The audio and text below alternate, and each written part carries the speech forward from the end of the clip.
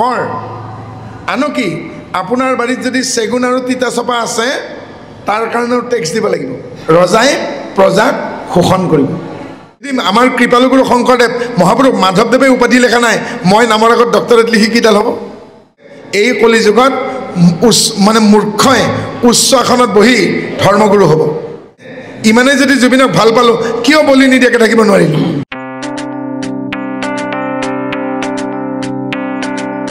577 শংকৰাব্দ বৰ্ষ আহিন মাহ পঞ্চবিংশতি দিৱস সন্ধ্যাবেলিকা সন্ধিয়াৰ প্ৰথম প্ৰহৰ আৰু এই বাগিচা বৰেখনৰ নামঘৰৰ অনুষ্ঠিত ভাগৱতৰ তৃতীয় দিনৰ ভাগৱত কাৰ্যসূচী চলি আছে দ্বাদশ স্কন্ধ ভাগৱত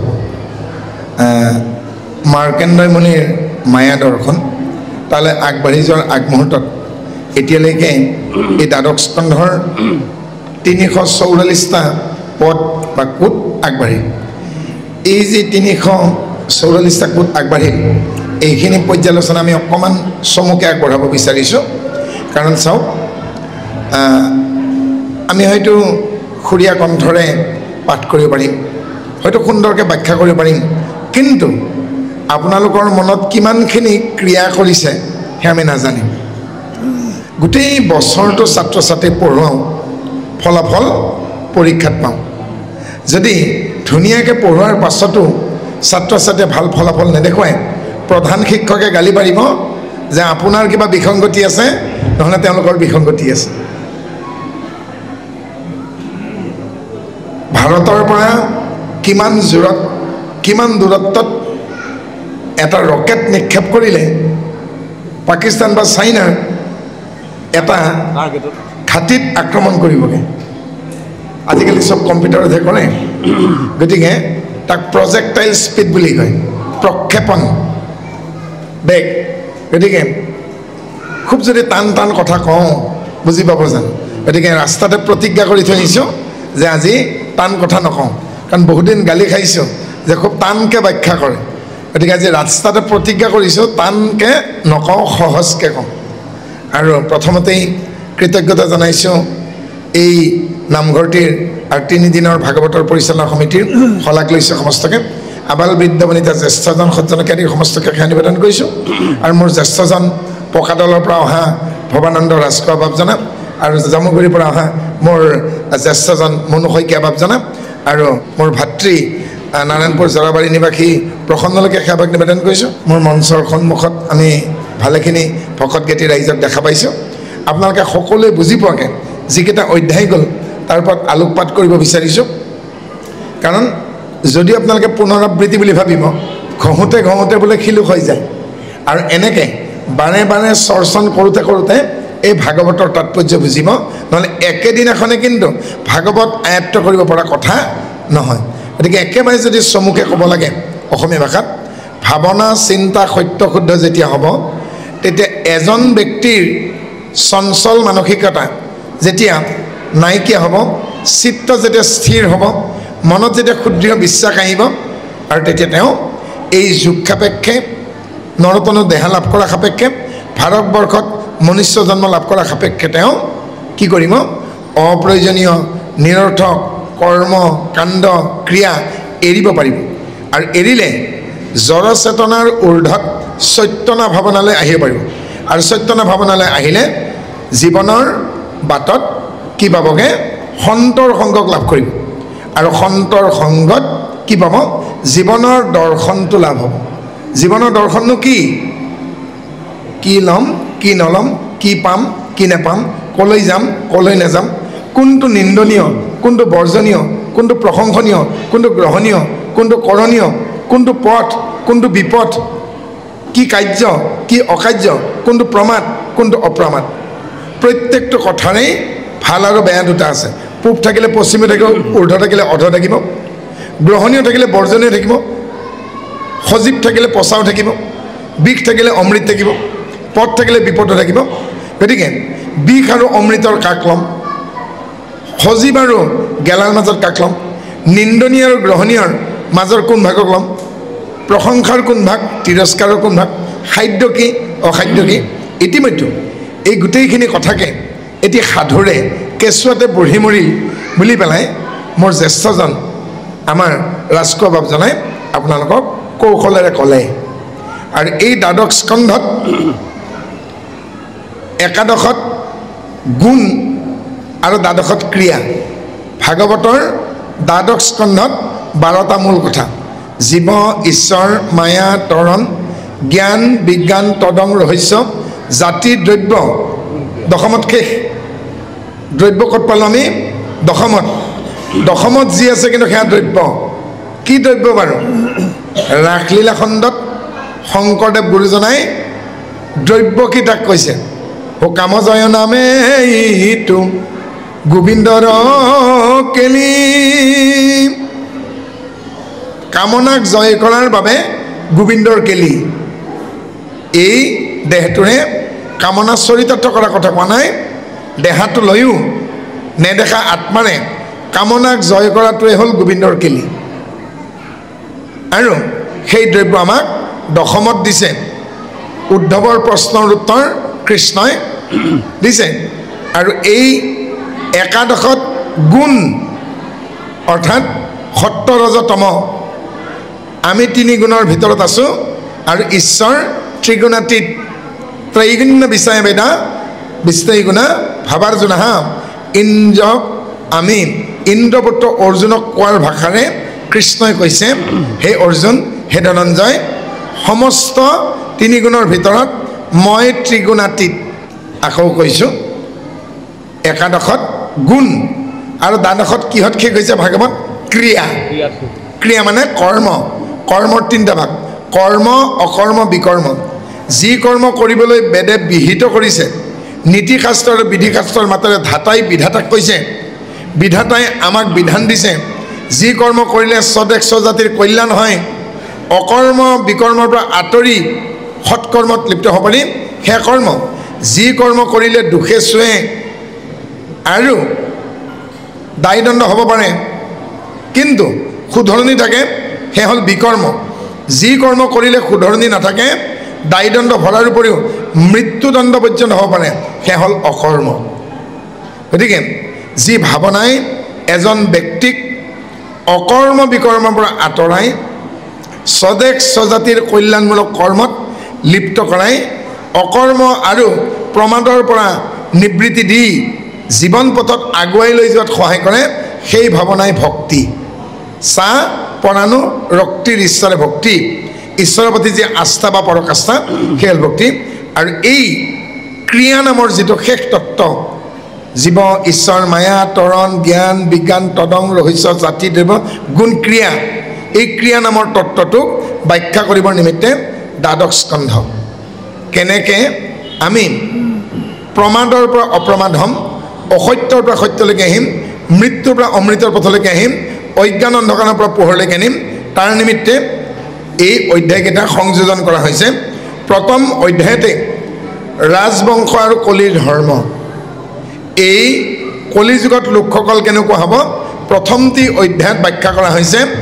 মানুহবোৰ লোভীয়া হ'ব, খাব পাৰিব কিন্তু হজম শক্তি নাথাকিব, আক্ৰোশী হ'ব, হিংসা কৰিব, সাধাৰণ এটকা দুটকাৰ কাৰণে মানুহক হত্যা কৰিব, নিৰ্দয়ী হ'ব, বিনয় লজ্জা সন্মান নিয়মানুৱৰ্তিতা এনেবোৰ দিব্যগুণ মানুহৰ চৰিত্ৰৰ পৰা নাইকিয়া হ'ব। ভায়ে ভায়ে কাজিয়া হ'ব, পিতৃয়ে পুত্ৰক পুত্ৰই পিতৃক সন্মান আৰু মৰম নকৰিব আৰু ৰাক্ষসৰ আকাৰ ল'ব, দয়া মমতা নাথাকিব। এই বিষয়ে দ্বাদশ স্কন্ধৰ প্ৰথম অধ্যায়টিত ক'লে। আৰু শেষত প্ৰজাৰ লগতে ৰজাৰো কৈছেগৈ।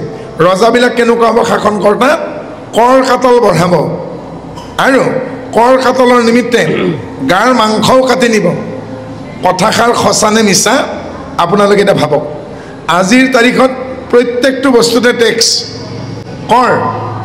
আনকি আপোনাৰ বাৰীত যদি চেগুন আৰু তিতাচপা আছে, তাৰ কাৰণেও টেক্স দিব লাগিব। কালি হয়তো পেটেণ্ট কৰিলে নিম গছডালৰ কাৰণে আপুনি 10 টকা চৰকাৰক দিব লাগিব। ৰাস্তাত টোলগেট আহিল, ভেট বুজি পালেও নাপালেও আপুনি টেক্স দিবই লাগিব। যিজন অনাক্ষৰী মানুহ লিখা পঢ়া বেছি নাজানে কিন্তু তেওঁ টেক্সৰ পৰা মুক্ত নহয় কিন্তু তেওঁ টেক্স দিব লাগিব গতিকে প্ৰত্যেকটো কথাতে কৰ কাটা লাগিব এয়া দ্বাদশখনৰ প্ৰথম স্কন্ধতে লিখিছে যে শাসকবৰ্গই America England Russia Ukraine Australia যিয়ে নহওক প্ৰত্যেক দেশতে কৰ কাটল বাঢ়িব হয় নে নহয় চাওক যে ৰজাই প্ৰজাৰ পৰা প্ৰজাই কেনেকৈ চলিছে সেইটো নাচাই আজি ধনী চাম ধনী হৈ গৈ আছে দুখীয়া চাম দুখীয়া হৈ গৈ আছে মধ্যবিত্তৰ মাজতে মৰিছে কেৱল আঁচনি আঁচনি আঁচনি আঁচনি আঁচনি কিন্তু আমি স্বাৱলম্বী হোৱাৰ চিন্তা কৰিছোঁনে যে নাই কৰা ইয়াতে সেই অৱস্থাটো দিছে যে ৰজাই প্ৰজাক শোষণ কৰিব প্ৰজাৰ অৱস্থা কেনেকুৱা হ'ব জানে মাত্ৰ মই দুগৰাকী নাৰীৰ উদাহৰণ দিছোঁ ত্ৰেতা যুগৰ সীতা আৰু দ্বাপৰ যুগৰ দ্ৰৌপদীৰ দৰে প্ৰজাৰ অৱস্থা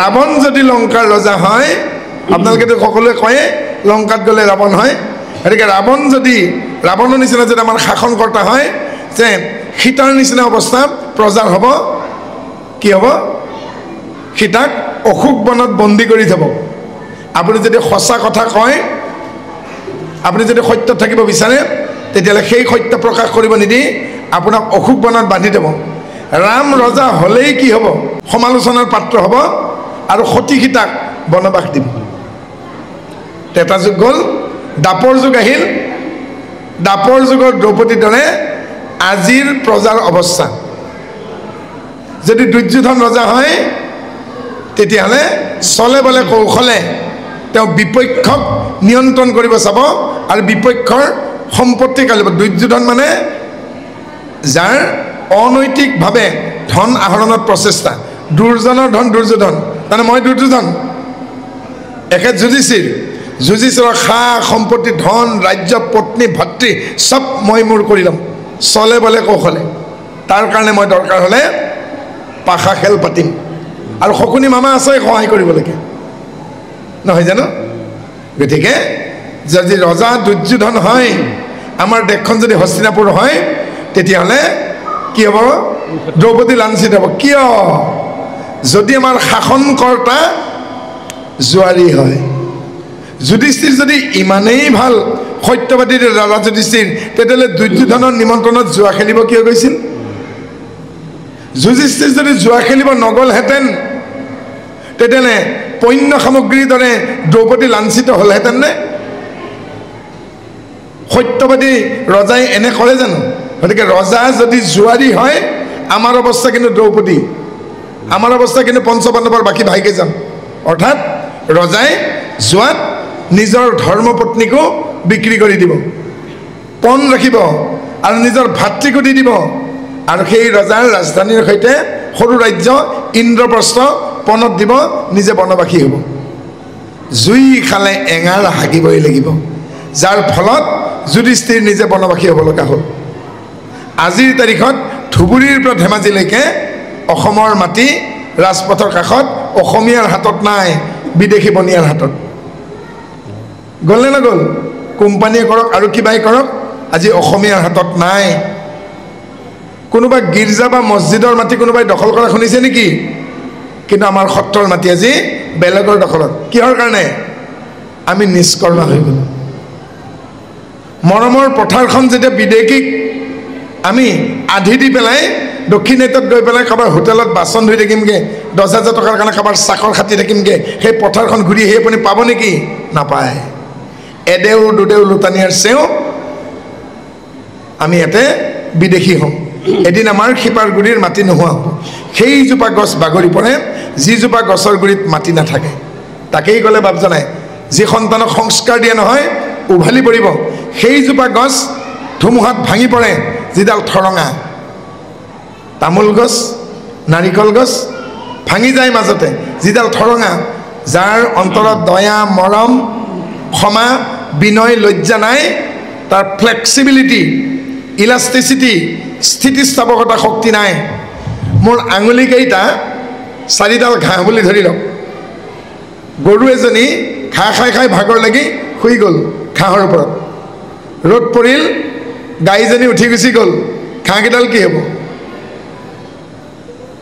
গাইজনী উঠি যোৱাৰ পাছত ইংলিছত স্প্ৰিং ইৰেক্ট বুলি কয় লাহে লাহে আকৌ পোন হৈ যাব অৰ্থাৎ ডিউ টু ইলাষ্টিচিটি পাৱাৰ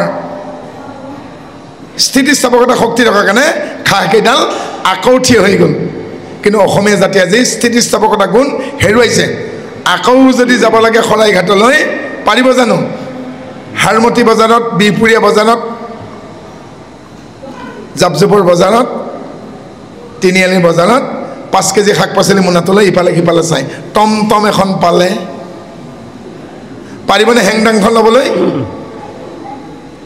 গতিকে আমি হেৰুৱাইছোঁ বাক শক্তি হেৰুৱাইছোঁ স্বাধীনতা হেৰুৱাইছোঁ স্বাৱলম্বিতা হেৰুৱাইছোঁ নিজৰ শক্তি হেৰুৱাইছোঁ কিহৰ কাৰণে আমি নিজৰ শক্তি পাহৰি গৈছোঁ মতা দঁতাল হাতী হওক মাখুন্দি হওক যিদিনাখন শেষবাৰৰ বাবে পৃথিৱীত শয়ন কৰে আৰু অলপ পিছতে মৃত্যু হ'ব তেতিয়া তেওঁ পথালিকে চাই নিজৰ শৰীৰটো বাপৰে বাপ মোৰ শৰীৰটো কিমান ডাঙৰ জীৱনত হাতীয়ে কেতিয়াও গম নাপায় তাৰ শৰীৰটো কিমান ডাঙৰ যিদিনাখন শেষবাৰৰ বাবে মাটিত বাগৰে সেইদিনাখন গম পায় পথালিকে বাপৰে বাপ এটা ঘৰৰ সমানে দেখোন মই আছিলোঁ দঁতাল এটাও গম নাপায় মখনা এটাও গম নাপায় ঠিক সেনেকৈ আমাৰ ডেকা গাভৰুহঁতে গম নাপায় তেওঁলোকৰ শৰীৰত তেওঁলোকৰ হৃদয়ত কিমান পৰিমাণৰ শক্তি লুকাই আছে আজি হয়তো চুটি ফ্ৰক পিন্ধি থকা থুনুক থানাকৈ খোজ কঢ়া ছোৱালীজনী এদিন হয়তো তাই দ্ৰৌপদী মুৰ্মু হ'ব এদিন গৈ আব্দুল কালাম হ'ব এদিন হয়তো নৰেন্দ্ৰ মোদী হ'ব নাৰীক নিৰ্মাণ কৰা হয় সন্তানক বনোৱা হয়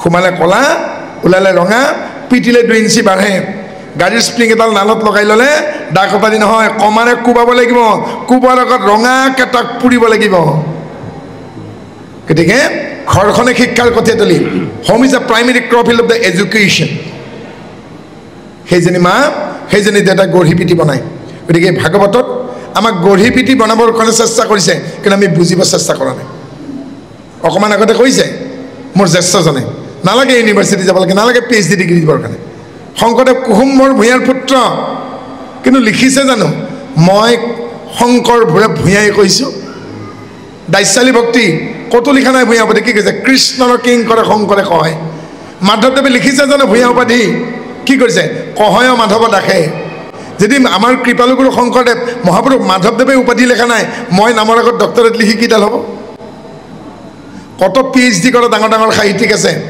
কিন্তু শংকৰদেৱৰ আজি 2খন নাট আমেৰিকা ইউনিভাৰ্চিটিৰ পাঠ্যপুথি ৰঘুনাথ চৌধুৰী 8ম মান শ্ৰেণীলৈকে পঢ়িছিল কিন্তু ৰঘুনাথ চৌধুৰী লিখা কবিতা ইউনিভাৰ্চিটিত লাগে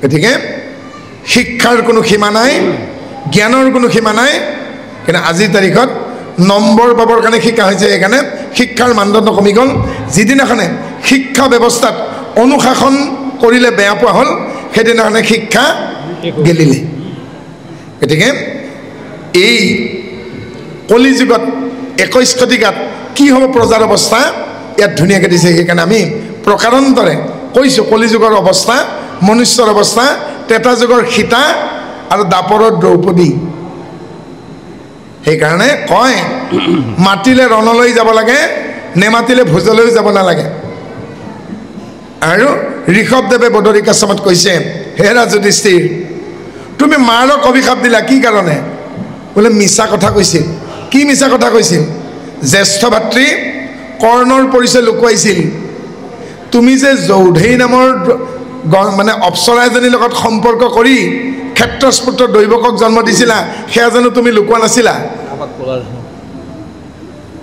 যুধিষ্ঠিৰক কৈছে ঋষভদেৱে তুমি দেখোন নিজৰ কথাই লুকুৱাই থৈছা গতিকে আপোন ভালে জগত ভাল তুমি নিজৰ দোষ নেদেখিলা কিন্তু তুমি মাতৃক অভিশাপ দিলা আৰু তুমি স্বৰ্গত গৈ নেদেখা দৃশ্য দেখিবা যুধিষ্ঠিৰে ভাবি আছে কি দৃশ্য দেখিম যুধিষ্ঠিৰে সুখৰে স্বৰ্গত প্ৰৱেশ আৰু দেখিলে দুৰ্যোধনে তেওঁতকৈ আগত গৈ বহি আছে ইন্দ্ৰক সুধিছে ইমান অহংকাৰী ৰাজ্যধন কাঢ়ি ল'লে ধৰ্মপত্নীশীলতা হানি কৰিলেগৈ তাৰপিছত দুৰ্যোধনে অগ্ৰাধিকাৰ কেনেকৈ পালে বোলে অহংকাৰ থাকিব পাৰে তোমাৰ দৰে মিছলীয়া নাছিল অহংকাৰ থাকিব পাৰে দুৰ্যোধনৰ কিন্তু তোমাৰ দৰে মিছলীয়া নাছিল বোলে প্ৰমাণ বোলে অশ্বত্থামা হতক কিন্তু দি কৈছে কোনে কৈছিল গতিকে পদে পদে অপৰাধ হ'ব পাৰে মাধৱ পুৰুষে এখানে লিখিছে সহস্ৰ সহস্ৰ হাতী অপৰাধে শংকৰ পুৰুষে ক'লে বোলে কম হ'ল নেকি আকৌ পুনৰ মাধৱদেৱে লিখিলে কোটি কোটি ঘূৰ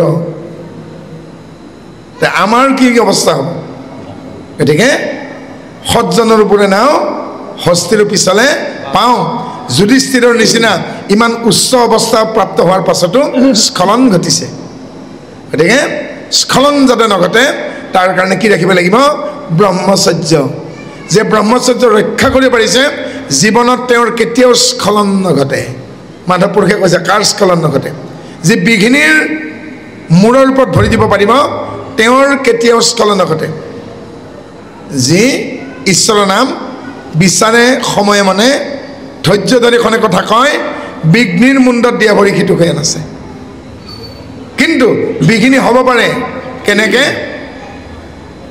ও কৃষ্ণদয়ৰ পিয়াই আমি কৰো কৰ্ম যত যত তাতো নানা বিঘ্নি আছে ও জানিলো মনত সকামী কৰ্ম যদি কৰে আসক্তি লাগি থাকে ঈশ্বৰক উপাসনা কৰিব যাওঁতে বিঘিনি হ'ব পাৰে বিশ্বামিত্ৰৰ হৈছিল সেইকাৰণে ঈশ্বৰক দৰ্শন লাভ নকৰি এগৰাকী অপ্সৰাক লাভ কৰিলে গতিকে বিঘিনি কেতিয়া নঘটিব যেতিয়া আমি নিষ্কাম ভাৱনালৈকে আহিম অৰ্পণ কৰি দিব পাৰিম আৰু তাৰ কাৰণে আমাক ইয়াৰ পিছৰ অধ্যায় আমাক কি দিলে যে চতুৰ্থ অধ্যায়লৈকে আমি আহিছোঁ যোগ ধৰ্ম পৰমাৰ্থ কথন আৰু এই চতুৰ্থ অধ্যায়টিত কি কৈছে আমি কেনেকৈ শৰীৰটোক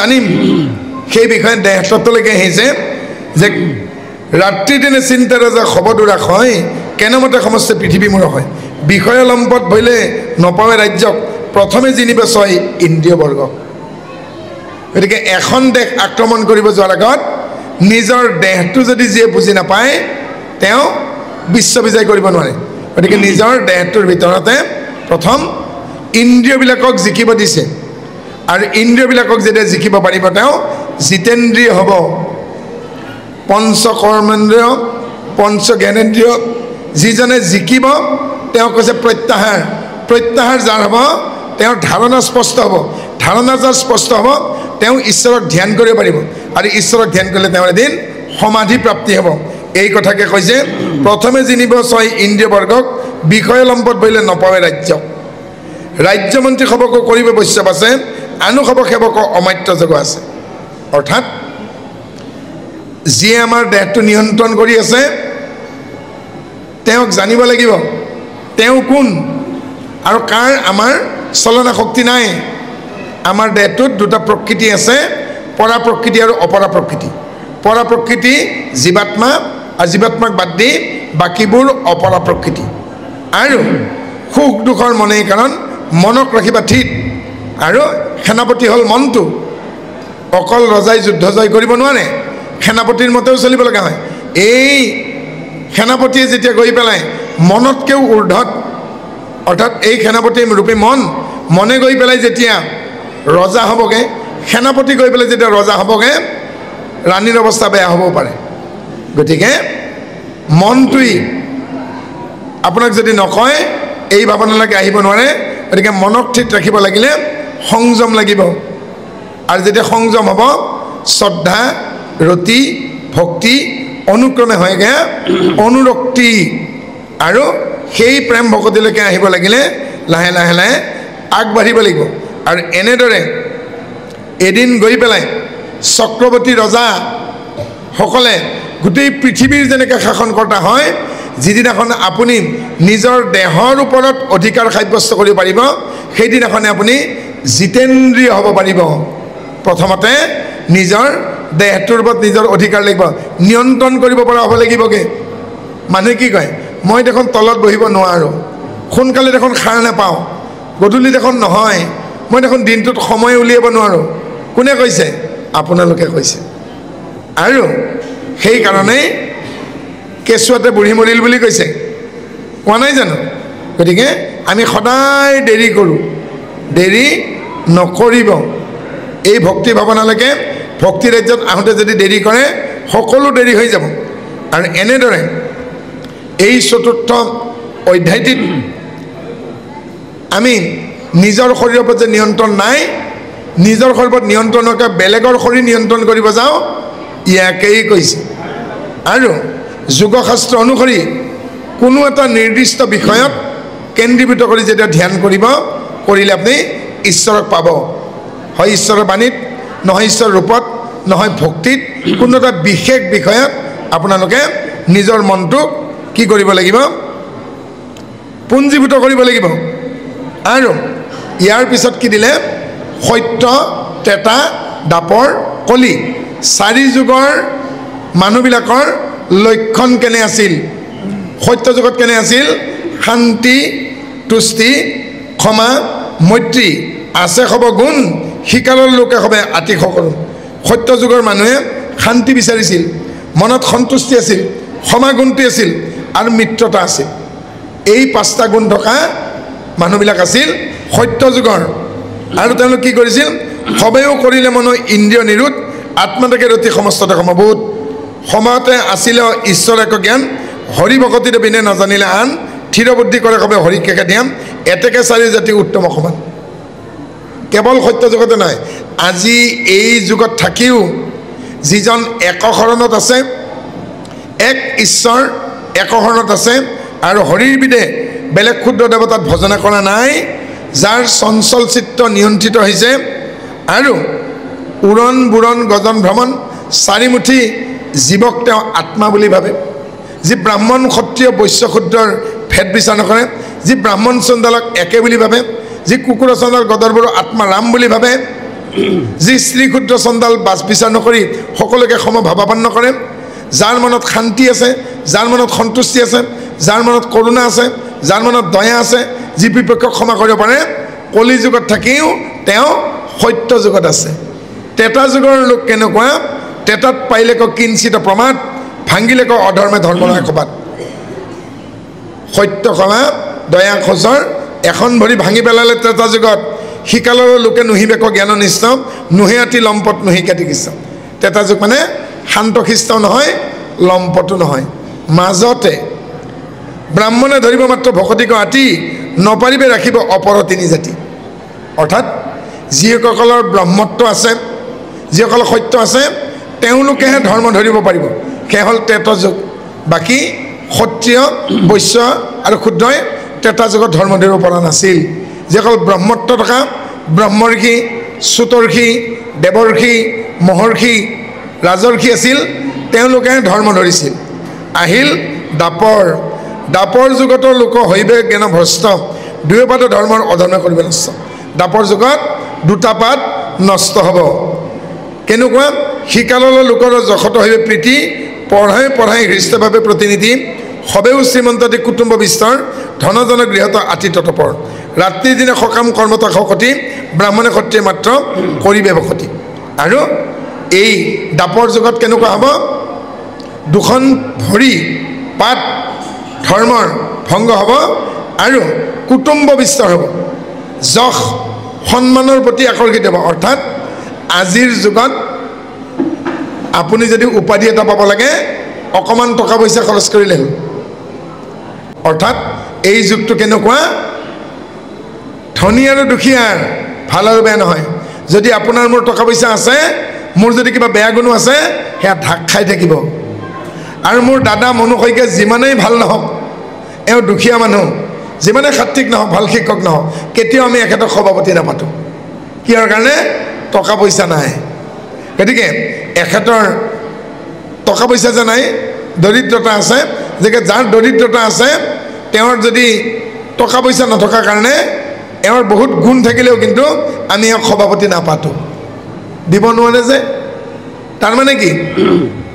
কলি যুগত ধনাঢ্যজনে, আঢ্যৱন্তজনে টকাৰ বলত, গাৰ বলত, অৰ্থ বলত, অস্ত্ৰ বলত তেওঁ সমাজৰ উচ্চ স্থান দখল কৰিব। সেইকাৰণে কয় যে এই কলি যুগত মানে মূৰ্খই উচ্চ আসনত বহি ধৰ্মগুৰু হ'ব আৰু শিষ্যসকল অধপাতে যাব। আৰু সেই মূৰ্খ গুৰুৱে কি শিকাব? পাথৰে কথা ক'ব, মূৰ্তি আশীৰ্বাদ দিব, তোমাৰ সংসাৰ ভাল হ'ব, হয় নাই? ল'ৰা ছোৱালী হ'ব, তোমাৰ সন্তানে চাকৰি পাব ইমান দুখ কৰিলোঁ আমি আমাৰ একে বয়সৰ ডেকা ল'ৰা এটা আমাৰ মাজৰ পৰা বিদায় ল'লে জুবিন হয়নে আজিও সোণাপুৰৰ সমাধি ক্ষেত্ৰত হাজাৰ হাজাৰ মানুহ বাৰে বাৰে সাংবাদিক বন্ধুসকলে আৰু ইউটিউবাৰসকলে প্ৰাৰ্থনা কৰিলে অন্ততঃ আপোনালোকে এইবাৰ পূজাত বলি নিদিব নিদিয়াকৈ থাকিল নেকি সাংবাদিকক প্ৰৱেশ কৰিব নিদিয়া হ'ল নলবাৰীত 55টা বলি দিলে গুৱাহাটীত কিমানটা দিলে মই গমেই নাপালোঁ ইমানখিনি কোৱাৰ পাছতে মানিলে নেকি হয়নে ইমানে যদি জুবিনক ভাল পালোঁ কিয় বলি নিদিয়াকৈ থাকিব নোৱাৰিলোঁ যে যি জুবিনে বলি দিলে বেয়া পাইছিল তে সেই জুবিনৰ আত্মাই শান্তি পাব জানো হয়নে গতিকে আমি হাতে কামে একে হ'লোঁ জানো গতিকে জুবিনে ঠিকেই কৈছিল কথা মই নহ'লে কি হ'ব 7 দিন অসম বন্ধ হৈ যাব মই অসমৰ নিমখ বুলি কৈছিল দাইল তৰকাৰী যদি নিমখ নাথাকে কেনেকুৱা হ'ব আজি খেৰেকা হৈ যোৱা নাই জানো কিন্তু সেইজন শংকৰদেৱ যে পঢ়াশালীলৈ যোৱা তৃতীয় দিনত এনে এটি কবিতা লিখিলে যাত আকাৰ ইকাৰ একো নাই স্বৰবৰ্ণ নাই কেৱল ব্যঞ্জন বৰ্ণৰে এনে এটি কবিতা লিখিলে কৰতল কমল দলনয়ন আৰু সেই দেখি মহেন্দ্ৰ কন্দলী কি ক'লে তৈল নাই লোণ নাই বিনা জৰুবন্ধনে ব্যঞ্জনৰ এত সুস্বাদ অৰ্থাৎ তেল নাই নিমখ নাই মছলা নাই জৰুণ নাই জাবৰাং নাই কিন্তু ব্যঞ্জনৰ ইমান সোৱাদ মই কস্মিন কালেও পোৱা নাছিলোঁ সেইজন আমাৰ কৃপালু গুৰু পৃথিৱীৰ সেইটোৱে প্ৰথম কবিতা আৰু শেষ কবিতা য'ত আকাৰ ইকাৰ এডালো নাই বাৰু ইংলিছত AEIOU ভাৱেল আছে বাকী ভাৱেলকেইটা বাদ দি যিকেইটা কনচনেণ্ট আছে ইংলিছৰ ব্যঞ্জন বৰ্ণৰে এটা কবিতা লিখকচোন নালাগে এটা শাৰী লিখকচোন কবিতা হয় নেকি কেতিয়াও নহয় কিন্তু আমাৰ কৃপালু গুৰু শংকৰদেৱে পঢ়াশালীলৈ যোৱা তৃতীয় দিনাখনেই এটা কবিতা লিখিলে পৃথিৱীৰ প্ৰথম কবিতা আৰু শেষ কবিতা য'ত আকাৰ ইকাৰ একো নাই স্বৰবৰ্ণৰ ব্যৱহাৰ নাই আৰু সেই কবিতাটোত ঈশ্বৰৰ সম্পূৰ্ণ ৰূপটো ফুটি উঠিছে গতিকে সেইজনে আমাৰ গুৰু যিজনে নিমখ নোহোৱাকৈ তেল নোহোৱাকৈ এনে ব্যঞ্জনা দিলে কাব্যিক ব্যঞ্জনা যি ব্যঞ্জনা পায় মহেন্দ্ৰ কন্দলীয়ে স্বীকাৰ কৰিবলগীয়া হ'ল গতিকে দাপৰ যুগত কেনেকুৱা হ'ব কি বুলি ক'লে যে যশ সন্মানৰ প্ৰতি লালায়িত হ'ব আকৰ্ষিত হ'ব সন্মানৰ বিনিময়ত কাৰ্য কৰিব আৰু আক্ৰোশী হ'ব আৰু কি হ'ব ব্ৰাহ্মণ ক্ষত্ৰিয় বৈশ্য এইটো তিনি জাতি এইবাৰ কি হ'ব গতি কলিযুগত আমাক ক'ব এই কলিযুগত কেনে হ'ব যে কলিত যতেক লোক হৈবে ধৰ্মভ্ৰষ্ট চতুৰ্থ চৰণ পাতে কৰিবে নষ্ট মিলিবে পৰম ল'ব হৈক নাচাৰি দাৰুণ নিৰ্দেশ যেন ৰাক্ষস আকাৰ খাইবাক নপাৰ তৃষ্ণা বাঢ়ি যায় নেকি আৰু এই কলিযুগত ব্ৰাহ্মণ ক্ষত্ৰিয় বৈশ্য এইটো তিনি জাতি এওঁলোকে ধৰ্ম ৰাখিব নোৱাৰিব কোনে ৰাখিব ক্ষুদ্ৰ সভা অনেক কৈবৰ্ত আদি কৰি অন্তৰ্য পৰ্যন্ত ভজিবে কমহাহৰি অৰ্থাৎ যিসকলে উচ্চ বৰ্ণৰ বুলি সদায় দাবী কৰে তেওঁলোকে ধৰ্ম ৰাখিব নোৱাৰিব যিসকল খাটি খোৱা মানুহে এই ধৰ্মটো ৰাখিবৰ কাৰণে চেষ্টা কৰিব অট্টালিকাত থকাসকলে সাত্বিকভাৱে পাৰিছে জানো নিজৰ আৰামৰ কাৰণে নিজৰ শান্তিৰ কাৰণে এচি ৰুমত আছে এচি ৰুমত বহি পেলাই ধ্যান কৰিলে ভগৱানক পাব নেকি সন্তৰ সংগ যদি নলয় মাৰ্বল টাইলছৰ ওপৰত খোজকাঢ়ি এচি ৰুমত বহি থাকি ভগৱন্তক নাপায় সন্তৰ সংগত পাব সেইকাৰণে ক'লে যে কৈবৰ্তকে আদি কৰি যিসকল ক্ষুদ্ৰ মানুহ আছে সমাজত তথাকথিত একেবাৰে নিম্ন শ্ৰেণীৰ মানুহ তেওঁলোকেহে এই ধৰ্মক কোনোমতে ধৰি ৰাখিব আৰু এই চাৰি যুগৰ কথাকে আমাক চতুৰ্থ অধ্যায়ত ক'লে আৰু ইয়াৰ পাছৰ অধ্যায়ত সুন্দৰকৈ আমাক ব্ৰহ্ম উপদেশত কি ক'লে আপোনালোকে চাওক যে আমাক চাৰিটা প্ৰলয়ৰ কথা কৈছে নিত্য প্ৰলয় নৈমিত্তিক প্ৰলয় প্ৰাকৃত প্ৰলয় আত্যন্তিক প্ৰলয় এদিন এৰাতিকৈ জীৱনৰ পৰা কমি গৈ আছে আজি 25 আহিন ৰাতিপুৱা আহিছিল দুপৰীয়া হ'ল আবেলি হ'ল গধূলি হ'ল বেলিপাতত বহিল ৰাতি হ'ল আজি ৰাতিটো পাৰ হ'লে 26 আহিন হ'ব এনেকৈ জীৱনৰ পৰা এদিন এৰাতি পাৰ হৈ যোৱাতে হ'ল নিত্য প্ৰলয় আৰু এনেকৈ আমাৰ জীৱনত কি হ'ব এদিন কেঁচুৱাটো গৈ কৈশোৰ হ'ব যৌৱন প্ৰাপ্ত হ'ব ল'ৰাটো ডেকা হ'ব ছোৱালী গাভৰু হ'ব আঠবয়সীয়া হ'ব বৃদ্ধ হ'ব পৃথিৱীৰ পৰা বিদায় ল'ব এয়া হ'ল নৈমিত্তিক প্ৰলয় প্ৰাকৃত প্ৰলয় কি হ'ব প্ৰাকৃত প্ৰলয়ত পৃথিৱীৰ ভূখণ্ড জলত মিলি যাব জল গৈ অগ্নিত অগ্নি গৈ বায়ুত বায়ু গৈ শূন্য গৈ অহংকাৰত এনেকুৱাকৈ সৃষ্টি নাশ হ'ব আৰু সৃষ্টিকৰ্তা ব্ৰহ্মা ভগৱন্তৰ কাষত শয়ন কৰিব এই হ'ল প্ৰাকৃত প্ৰলয় আত্যন্তিক প্ৰলয় এইখন নামঘৰৰ মজিয়াত পুৰুষো আছে মহিলাও আছে যেতিয়া ভাবিব উভয়ে লিংগ দেহা জীৰ্ণ হ'ব লাগিব মই পুৰুষ মই মহিলা এই ভাৱনাটো যেতিয়া নোহোৱা হ'ব কেতিয়া এই বুলি ভাৱনা আহিব লাগিব মই জাতি নহয় জ্ঞাতি নহয় এক আত্মা মাত্ৰ এইটোৱে হ'ল আত্যন্তিক প্ৰলয় যেতিয়ালৈকে মনত সেৱাৰ ভাৱনা সাৰ্ভিসিং এটিটিউড সেৱাৰ ভাৱনা নাহে তেতিয়ালৈকে আত্যন্তিক প্ৰলয় নহয় আৰু এই কাৰণ শৰীৰ স্থূল শৰীৰ লিংগ দেহা ইয়াৰ ভাৱনাৰ ঊৰ্ধত লিংগ দেহা মানে এয়া পুৰুষ এয়া মহিলা এয়া কিন্নৰকে নপুংসক বুলি কয় হিন্দীত বা আৰবীত হিজৰা বুলি কয় ইংলিছত ট্ৰান্সজেণ্ডাৰ বুলি কয় অৰ্জুনে এবছৰ বৃহন্নলা হৈ আছিল মৎস্যৰাজ বৃহত্তৰ ৰজাৰ ঘৰত গতিকে এয়া হ'ল লিংগ দেহা কাৰণ শৰীৰ পিতৃ এদিন মাতৃক বিবাহ কৰিছিল আৰু ভাবিছিল সংসাৰখন আগুৱাই নিম বুলি ভাবোঁতেগে কি হ'ল বাৰু লখিমপুৰৰ পৰা গাড়ীখন গৈ কদম পালে বা বগীনদী পালে তাৰপিছত পদুমণি পাব গোগামুখ পাব কৈ থাকিবগৈ ঘিলামৰাও পাব বাটমাৰীও পাব এদিন জালভৰীয়া হৈ মাজুলীত সোমাই পেলাই একদম নয়া বজাৰ পাবগৈ নিমাতীঘাট পাৰ হৈ যাবও পাৰে এনেকৈ সংসাৰখন আগুৱাই নিওঁতে আমিবোৰ জন্ম পালোঁ কাৰ কাৰণে দেউতাই যদি মাক বিয়া নকৰালেহেঁতেন আমিবোৰ হ'লোহেঁতেন নেকি এওঁ মোৰ মাজু দাদা মনু শইকীয়া আৰু সিফালে মোৰ ডাঙৰ দাদা তেতিয়াহ'লে মোৰ ডাঙৰ দাদা হ'লহেঁতেন কুমতি মাজু দাদা হ'ল কেঁচু নহয় জানো আৰু যদি গছত লাগিলেহেঁতেন সিফালে এটা কঁঠাল হ'লহেঁতেন এয়া আম হ'লহেঁতেন মই জাম হ'লোহেঁতেন গছতো লগা নাই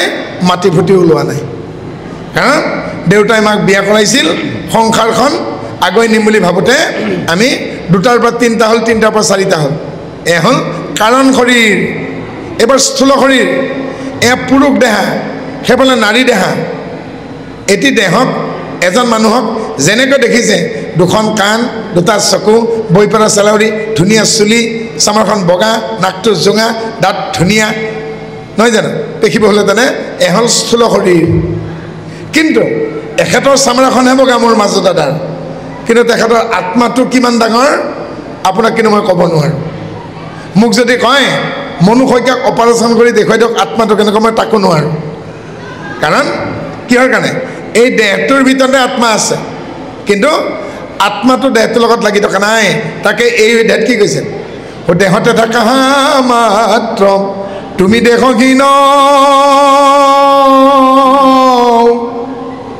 ও যেন অগ্নি থাকন্তেও ও কাষ্টত কৰি ভিন্ন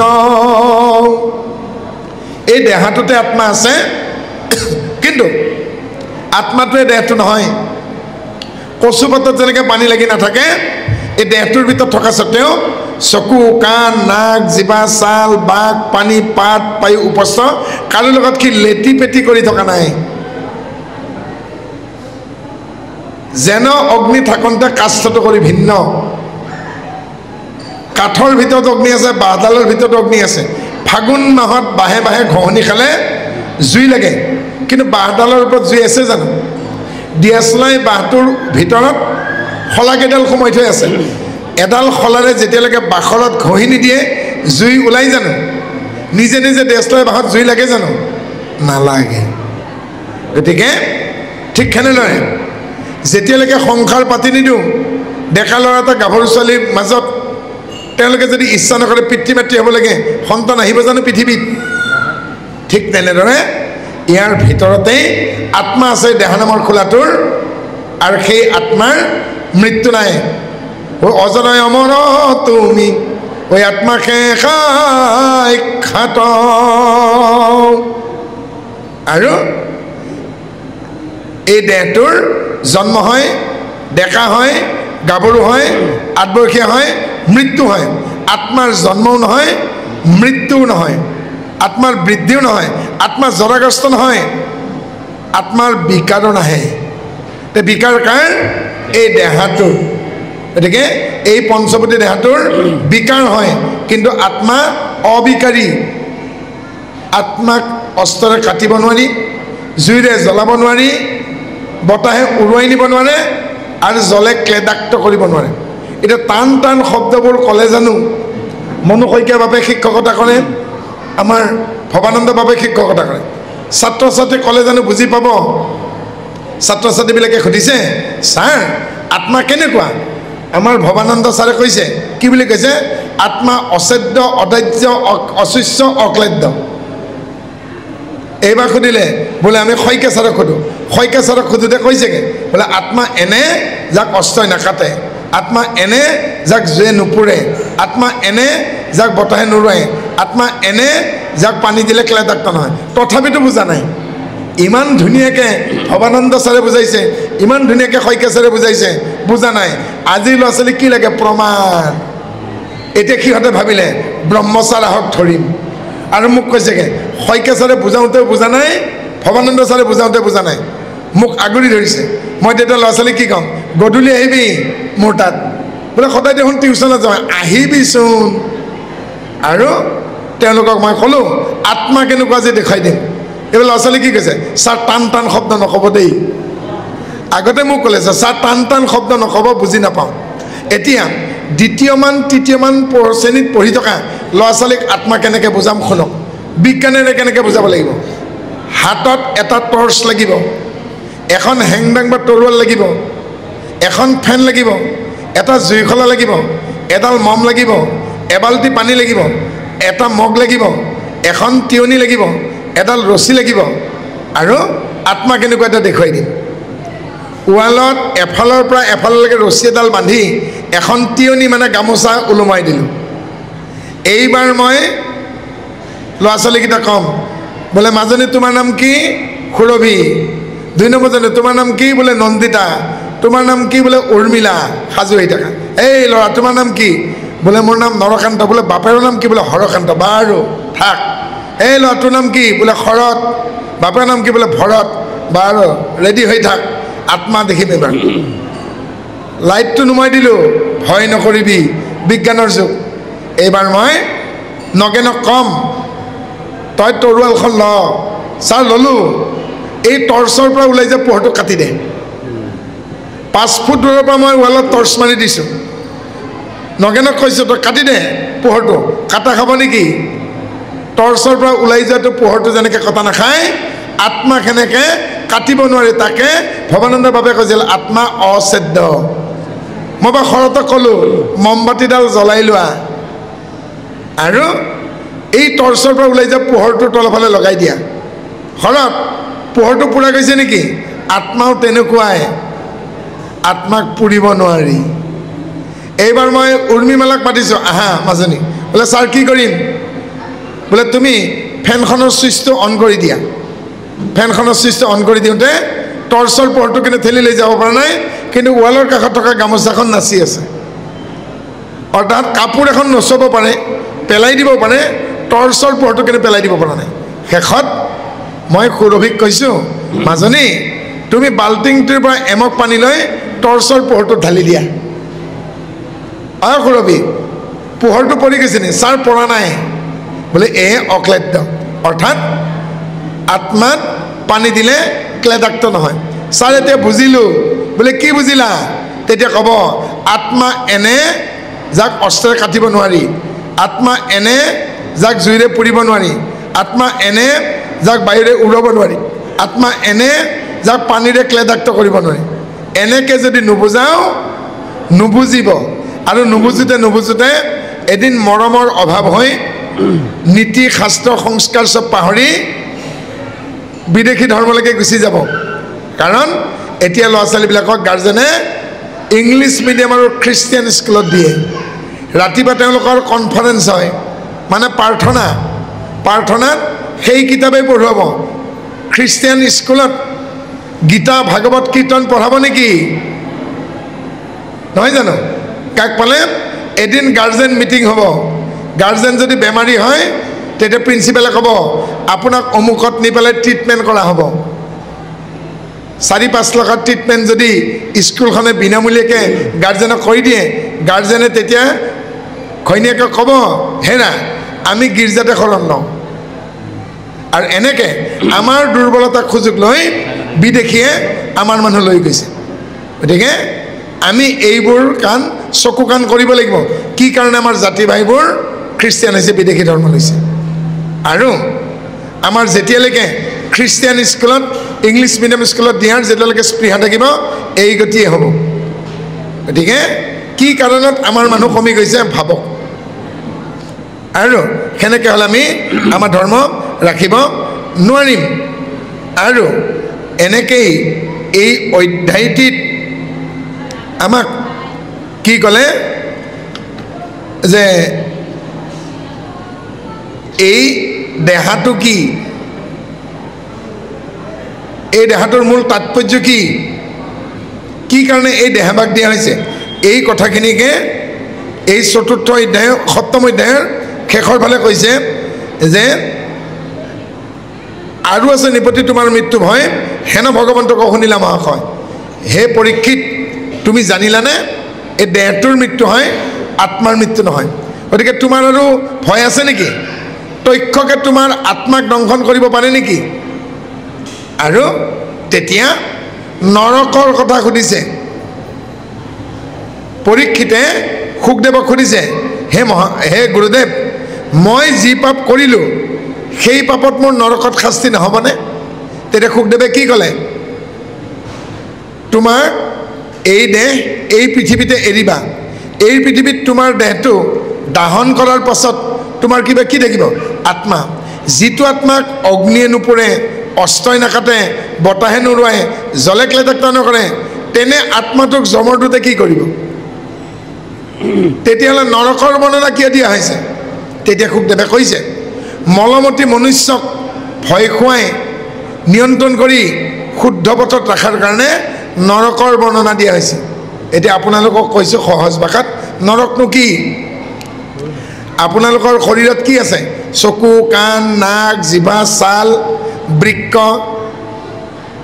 অগ্নাশয়, যকৃত, হয়নে? আজিকালি আকৌ ইংলিছত ক'লেহে বুজি পায়। কিডনী মানে বৃক্ক, যকৃত মানে লিভাৰ। এতিয়া যকৃত মানে আকৌ সুধিব সেইটো বা কি বস্তু বুলি পেলাই। অৰ্থাৎ আমাৰ শৰীৰৰ যিবিলাক অংগ প্ৰত্যংগ আছে এইবিলাকৰ যেতিয়া বিকাৰ হয়, শাৰীৰিকভাৱে যেতিয়া কষ্ট পায়, মানসিকভাৱে যেতিয়া কষ্ট পায়, তাকেই নৰক বুলি কয়। আৰু লগতে বেমাৰৰ বীজাণুবিলাক, malaria, cholera, corona, AIDS, cancer, এইবিলাক বেমাৰ নহয় জানো? এই বেমাৰৰ দ্বাৰা যেতিয়া আক্ৰান্ত হয়, শাৰীৰিকভাৱে অংগ প্ৰত্যংগবিলাকে কষ্ট পায়, এয়াই হ'ল নৰক। এই যে 3 দিনে আপোনালোকে ভাগৱতত বহি কিবা এটা সান্তনা পাই আছে, শান্তি পাই আছে, এইটো হ'ল স্বৰ্গ।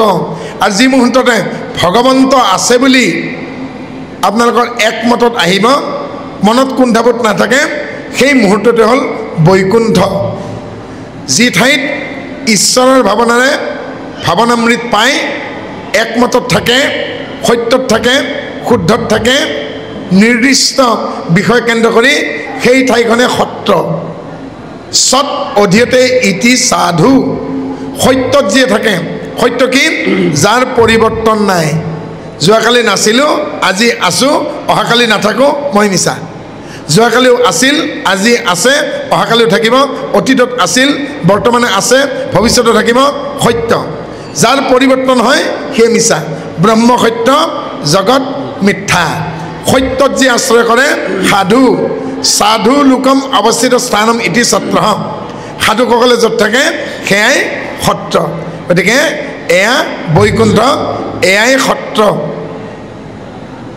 এই কথাকে ইয়াত কৈছে এই সপ্তম অধ্যায়ৰ শেষৰ ফালে বুজাই দিলে নৰক কি স্বৰ্গ কি বৈকুণ্ঠ কি থাকি গ'ল পাতাল পাতাল মানে ভাৱনা এজন মানুহে মনোভাৱ জনাই ছোৱালীৰ বিয়া আয়োজন কৰিছে টকা লাগে 5 লাখ হাতত আছে 2 লাখ কি হ'ব কি নহ'ব চিন্তা কৰিছে আইগৰাকীয়ে চাহ দি গৈছে খাবলৈ পাহৰিলে তাৰে চাহ তাতে ঠাণ্ডা হ'ল সুধিলে চাহকাপ নাখালে যে পাহৰিয়ে গ'ল এই যে ভাৱনাত ডুবি থাকিল চাহ দিয়ে দেখিছিলে কিন্তু খাবলৈ যে পাহৰি গ'ল এওঁ অটল সমুদ্ৰত সোমাই আছে যেতিয়া বেয়া চিন্তাত থাকিব নগেনে খগেনে হত্যা কৰিব খগেনে কেতিয়া অকলশৰে থাকে খগেনে কলৈকে যায় খগেনে ঘৰৰ পৰা কেতিয়া ওলায় নগেনে খগেনৰ বিষয়ে অনুসন্ধান কৰিব আৰু বেয়া চিন্তা কৰি থাকিব সেইখিনি হ'ল ৰসাতল যেতিয়া ভাল ভাৱনাত থাকিব ধৰাতল আৰু এবাৰ পাৰ পাব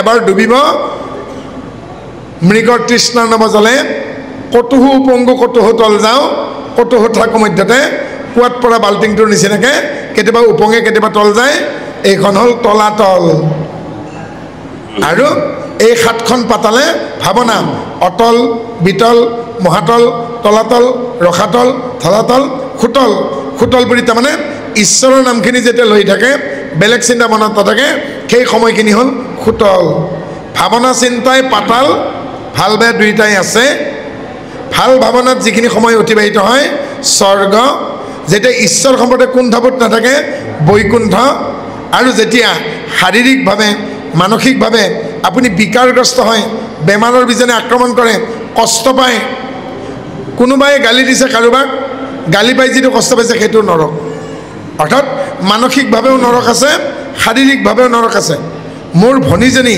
সন্তান সম্ভৱা মেডিকেলত আছে আজি বাদে কাইলৈ সন্তান হ'ব কষ্ট পাই কান্দি থকা নাই জানো নৰক ভাইটি এটা কুঁহিয়াৰৰ মেচিনত হাতখন সোমাই গ'ল ছিঙি গ'ল নৰক চকুত দুখ পালে নৰক পৰি মাখি চেঙেল ছিঙিল নৰক বাইক চলাওঁতে মূৰটো ছিঙি গ'ল নৰক হয়নে ইয়াতেই স্বৰ্গ ইয়াতেই নৰক ইয়াতেই বৈকুণ্ঠ বিচাৰি ল'লে হ'ল কিন্তু ইয়াতে কৈছে যে কিহৰ কাৰণে এইবোৰ ঘটে বাৰু মনকো মায়াই সজে জানাখানে খাৰ ভ্ৰমৰ কাৰণে হয় জীৱৰ সংসাৰ মনক মায়াই সজে আৰু ভ্ৰমৰ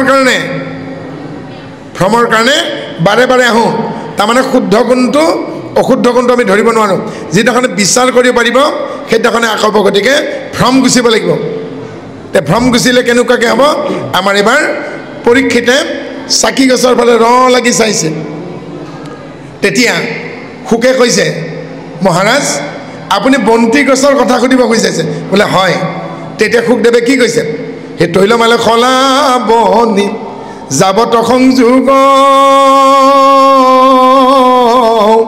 দীপহেন ভাৱে প্ৰকাশে লোকত হে পৰীক্ষিত হে ৰাজন এগছ চাকি হ'বলৈকে এটা মাটিৰ মলা সৰিয়হৰ তেল এডাল খলিতা এডাল খলা এখন ঢাকনি আত্মাগ্নিৰ লগত প্ৰাণাগ্নিৰ হোম হ'লে চাকি গছ জ্বলি উঠে এগছ বন্তি নাই জানো ভক্তি প্ৰদীপ কেনেকুৱা তাকে বৰ্ণনা কৰিছে তৈল মালয় খলা বহনি যাবত সংযোগ দীপ হেনভাৱে প্ৰকাশে লোকত চাকি গছ জ্বলি উঠিব লাগিলে মাটিৰ এটা মলা লাগিব সৰিয়হৰ তেল লাগিব এডাল খলিতা লাগিব এডাল খলা লাগিব এখন ঢাকনি লাগিব আৰু আত্মাগ্নিৰ লগত প্ৰাণাগ্নিৰ হোম হ'লে বন্তি গছ জ্বলি উঠিব এইবাৰ পৰীক্ষিতে শুকক কৈছেগৈ শৰীৰত দেখাই দিয়ক নামঘৰৰ বন্তি গছটো দেখিলে শৰীৰৰ বন্তি গছ কেনেকুৱাকৈ দেখুৱাই দিছে দেহকত মনে ৰাখিম জানিবা সংসাৰ জনম মৰণ একো নাহিকে আত্মাৰ ভেদ মন কৰ্ম আত্মা যাবত সংযোগম তাবে দেহ জীৱ তাকৈ দুখ কৰে ভোগ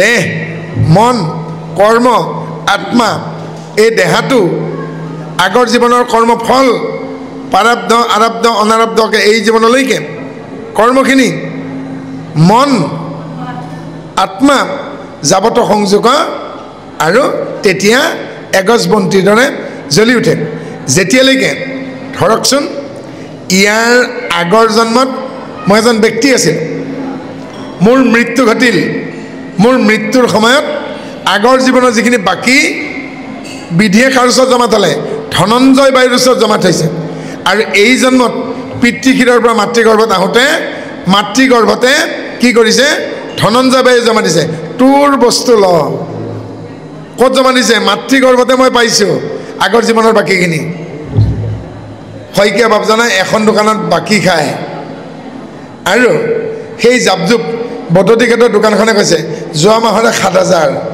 এই মাহৰ ৫,০০০ সমুদায় ১২,০০০ এনেকৈ বাকী খালে মোৰ দোকানখন চলিব নেকি তেওঁ দৰমহা পাই ১০,০০০ দিলে এইবাৰ দোকানী কি ক'ব তথাপিতো ২,০০০ বাকী অৰ্থাৎ তেওঁ ১০,০০০ কটা গ'ল আৰু ২,০০০ তেওঁ বাকী আছে সেই ২,০০০ পাপেই হওক বা পুণ্যই হওক এই পৃথিৱীত আহিব লাগিব যদি ২,০০০ পাপ বাকী আছে ভোগ কৰিব লাগে আকৌ দেহা ল'ব লাগিব আমাৰ ভৱানন্দ ৰাজখোৱা বাপৰ কি হ'ল ২,০০০ পুণ্য বাকী থাকি গ'ল আৰু শইকীয়া বাপৰ ২,০০০ পাপ বাকী থাকি গ'ল দুইজনে আহিব লাগিব বোলে কিহৰ কাৰণে ভৱানন্দ বাপে শইকীয়া বাপৰ পৰা ১০,০০০ টকা পাব বাকী আছিল আৰু শইকীয়া বাপে ভৱানন্দ বাপক ১০,০০০ টকা দিব বাকী আছিল এতিয়া ভৱানন্দ বাপে পাবৰ বাবে জন্ম লাভ কৰিব লাগিব আৰু শইকীয়া বাপে দিবৰ কাৰণে জন্ম লাভ কৰিব লাগিব কথাটো তাতেই ভৰতে ক'লে হে দাশৰথী ৰাম হে জ্যেষ্ঠ আপোনাৰ সৰমজোৰ চাই অযোধ্যাবাসী শান্ত হৈ থাকিল অহা জন্মত মোক আকৌ লাগে আৰু ৰামে ভায়েকক ক'লে তথাস্তু তেতিয়াহ'লে মই আকৌ আহিব লাগিব আকৌ পিন্ধিব লাগে তেহে তুমি পাবা গতিকে ভৰতে উদ্ধৱ হৈ আহিল ৰামচন্দ্ৰই কৃষ্ণ হৈ আহিল কৃষ্ণই আকৌ পিন্ধিলে সৰমজোৰ আৰু ভৰতে আকৌ পালে বুজিলে নহয় গতিকে ভৰতে পাব লাগিলে ৰামচন্দ্ৰই আকৌ পিন্ধিব লাগিব গতিকে ভৱানন্দ ৰাজখোৱা বাপজনাই ১০,০০০ টকা তেতিয়াহে পাব শইকীয়া বাপৰ পৰা আকৌ তেওঁ পৃথিৱীত আহিব লাগিব কাৰণ তেওঁ পাম পাম বুলি মৰিল আৰু এওঁ দিম দিম বুলি মৰি থাকিল গতিকে ইয়াকে কি বুলি লিখিছে পুণ্যৱত পাপী ভজে দুয়ো একে সীমা মহা মহা ভকতেও নুবুজে নামৰ মহিমা পাপ আৰু পুণ্য দুইটা শেষ নোহোৱালৈকে ভৱানন্দ বাপেই হওক মনু বাপেই হওক আহি থাকিবই লাগিব যেতিয়ালৈকে প্ৰাৰব্ধ আৰব্ধ অনাৰব্ধ শেষ নাই কেনে কৈছে দেহ মন কৰ্ম আত্মা এই চাৰিটা লগ লাগিলে দেহটো হয় ভুগিব লাগিব আৰু যেতিয়া ভোগা শেষ হ'বগৈ যাৰ আৰু ভুগিবলৈ বাকী নাই তেওঁ আহিব নালাগে কোন আহিব নালাগে মুখ জানিলে ক যিটিজন মুখত দেখিলে ক যিটিজন নাহি তাৰ পুনৰগমন নিসিংহই কাক কৈছে প্ৰহ্লাদক কৈছে কোন আৰু আহিব নালাগে এই মনু বাপেই হওক বা ভৱানন্দ বাপেই হওক আৰু আহিব নালাগে কেতিয়া আহিব নালাগিব এওঁলোকৰ মনৰ ভাৱ কেনেকুৱা হ'ব লাগিব যি দেখিব লগা আছিল দেখা হৈ গ'ল যি জানিব লগা আছিল জানা হৈ গ'ল যি কৰিব লাগিছিল কৰা হৈ গ'ল যি হেৰুব লাগিছিল হেৱা হৈ গ'ল যি পাব লাগিছিল পোৱা হৈ গ'ল হেয় শূন্য জ্ঞেয় শূন্য প্ৰাপ্তি শূন্য প্ৰাকাম্য শূন্য চিকিৎসা শূন্য গুণলীলতা চিত্তৰ সপ্ত প্ৰান্তভূমি আৰু একো দেখিবৰ বাকী নাই জানিবৰ বাকী নাই শিকিবৰ বাকী নাই পাবৰ বাকী নাই হেৰাবৰ বাকী নাই সকলো সম্পূৰ্ণ আৰু তেওঁ প্ৰাৰব্ধ আৰব্ধ অনাৰব্ধ একো বাকী নাই আদি ভৌতিক আদি দৈবিক আধ্যাত্মিক তিনি তাপৰ পৰা মুক্ত সংস্কাৰৰ পৰা মুক্ত জীৱনমুক্ত পুৰুষ আৰু তেওঁ 5 ধৰণে ঈশ্বৰৰ লগত লীন যাব পাৰে হাৰিপ্য সামিপ্য শালিপ্য সাঞ্জিজ্ঞ আৰু সমাধি বা শাক্তি ঈশ্বৰৰ নিচিনা ৰূপ পোৱা যেনেদৰে উদ্ধৱে পালে হাৰিপ্য মোবাইলটোৰে যেনেকৈ আমি কিমান পালে দাদা কিমানখিনি পাইছে আহি পাবনে আৰু কেতিয়াবা আপোনাৰ ভালনে কালি ক'ত প্ৰগ্ৰাম আছে আমি সংযোগ নাৰাখোঁ জানো ঈশ্বৰৰ সৈতে শৰণ বাক্য ভজন বাক্যৰে সংযোগ ৰখা নাই জানো গতিকে হে হ'ল সাঞ্জিজ্ঞ শালিক্য আজি ইয়াত থাকি যি আনন্দ পাই আছে মানুহেই দেৱ মানুহেই খেপ এই ৰূপতে পাইছে এই ভাগৱতখনো ভগৱন্ত ভাগৱতৰ কথাও ভগৱন্ত পাঠো ভগৱন্ত সুৰো ভগৱন্ত অৰ্থ ভগৱন্ত সমস্তখিনি ভগৱন্ত, শ্ৰোতাও ভগৱন্ত, পাঠকো ভগৱন্ত। ভগৱন্তই গাইছে, ভগৱন্তই শুনিছে, ভগৱন্তই দেখিছে। মোক আইতা এজনে কৈছে, তাতে শুনাহে পাই আছোঁ, দেখিবলৈ পোৱা নাই। অ' আইতা, ঈশ্বৰে আপোনাক কৃপা কৰিছে। আজিকালি ভাল দৃশ্যতকৈ বেয়া দৃশ্যই বেছি, গতিকে আপোনাৰ বোলে বেয়া দৃশ্য দেখিলেও পাব, আপুনি দেখাটো নাই। এজনে কৈছে, মই শুনা নাপাওঁ, দেখা পাওঁ, লিখি দিছে। তেওঁ মানে ক'বও নোৱাৰে, মোক লিখি দিছেগৈ বোলে মই দেখাহে পাওঁ, ভাল ভাল কথাবিলাক শুনা নাপাওঁ, মোৰ কি হ'ব? মই বোলো আপোনাৰ আৰু বেছি পুণ্য হৈছে। কিহৰ কাৰণে? আজিকালি মানুহে ভাল কথাতকৈ বেয়া কথাই বেছি কয়। অন্তত বেয়া কথা ক'বতো কাণত পৰা নাই। গতিকে অন্ধজন যিজন দৃষ্টিহীন, তেওঁক আচলতে ভগৱন্তে কৃপা কৰিছে, সি এই জন্মত বেয়া দৃশ্য নেদেখে, হয়নে? গতিকে যাক কলা বোবা কৰি দিছেগৈ, অন্তত মুখেৰে বেয়া কথা নোলায় আৰু কাণেৰে বেয়া কথা নুশুনে, দেখাটো পায়ে আছে। আৰু এদিনাখন চকু, নাক, কাণ, জিভা, ছাল এওঁলোকৰ মাজত কাজিয়া লাগিল। ব্ৰহ্মাক ক'লে, আমি কোন ডাঙৰ বিচাৰ কৰক? বাৰু মই বিচাৰ কৰি আছোঁ। আৰু ব্ৰহ্মাই কি কৰিলে? এজনক অন্ধ কৰি পঠিয়ালে, এজনক কলা কৰি পঠিয়ালে, এজনক বোবা কৰি পঠিয়ালে, এজনক চৰ্মৰোগী কৰি পঠিয়ালে। তাৰপিছত ক'লে, কেনেকুৱা পালি? দৃষ্টিহীনজনক সুধিলে, কেনেকুৱা পালি? বোলে মোৰ সংসাৰ হ'ল, দেখাহে নাপাওঁ। কলাজনক ক'লে, কি হ'ল? বোলে মোৰ সংসাৰ হ'ল, শুনাহে নাপাওঁ। বোবাজনক ক'লে, বোলে কি হ'ল? বোলে মই ক'বহে নোৱাৰোঁ। শেষত কি ক'লে ব্ৰহ্মাই? জীৱাত্মাটোকে নিদিলে, এটা মৰাশৰ জন্ম হ'ল। আৰু তাক সুধিলে, কেনেকুৱা পালে? বোলে মই একো গমেই নাপালোঁ, কাৰণ ঘড়ীটো দিলে বেটাৰী দিয়া নাছিল। বেটাৰী নিদিলে ঘড়ী কেইটা চলিব জানো?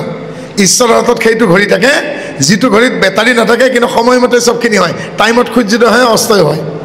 ঈশ্বৰৰ ঘড়ী কেতিয়াও ফেল নামাৰে। পকেটত পইচা থাকিব পাৰে মনো শইকীয়া বাপৰ, মই ঘড়ীটো কানি বিহপুৰীয়াত মোৰ দোকান, বাপে কৈছেগৈ 1 ঘণ্টা সময় দিয়কচোন। তাৰমানে 1 লাখ টকা দি 1 ঘণ্টা সময় কিনিব বিচাৰিছে। মই তেতিয়া কি ক'ম? সোণৰ বা ৰূপৰ ঘড়ী এটাও দিব পাৰিম, ব্ৰেণ্ডেড দিব পাৰিম, কিন্তু মই আপোনাক সময় দিব নোৱাৰোঁ।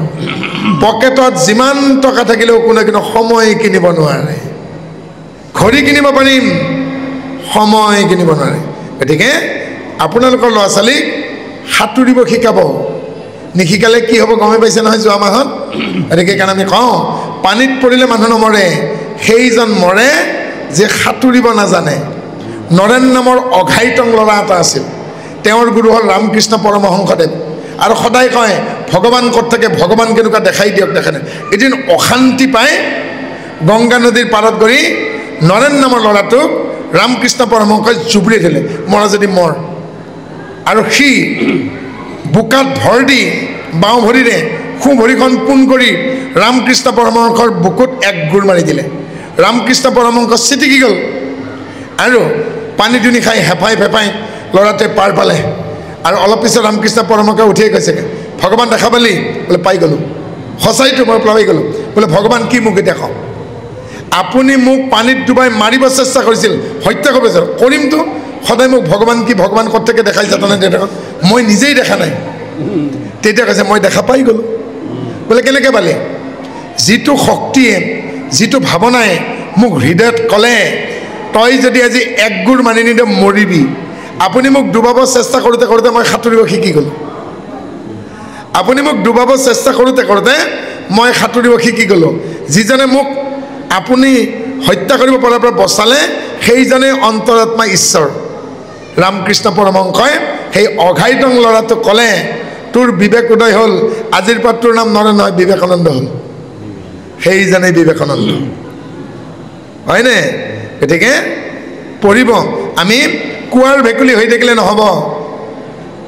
ঢেকীয়া পাতত লালুকি এটা লাগি আছিল, কুঁৱাত পৰি ডাঙৰ হ'ল, মহৰ কণী খাই ডাঙৰ হ'ল, মুঠিটোৰ সমান ডাঙৰ হ'ল। সি ভাবিলে এইখনেই পৃথিৱী। আৰু এদিন জাপ মাৰোঁতে ভুল হ'ল, ডাঙৰ বামুণ ভুকুলে এটা খপ্লুংকৈ পানীত পৰিল। ভেকুলীতে ভাবিলে, বাপৰে বাপ, এইটো কি বস্তু? পখৰা ডাঙৰ, মোৰ দৰেই কিন্তু দেখাত, কিন্তু মোতকৈ বহুত ডাঙৰ। এতিয়া ডাঙৰ বেংটোক ভেকুলীতে কৈছে, হে ডাঙৰীয়া, হে মহাশয়, আপুনি ক'ৰ পৰা আহিছে? তেতিয়া কৈছেগৈ, মই পৃথিৱীৰ পৰা আহিছোঁ ইয়াত। তেতিয়া কৈছে, পৃথিৱী বুলিতো মই একো নাই, এই কোৱাটোৱে মোৰ কাৰণে পৃথিৱী। সেই বুৰ্বক, তই মোৰ ঠেঙত ধৰ। আৰু ডাঙৰ বেংটোৱে ভেকুলীটোক ক'লে, এটা ভৰিত ধৰ।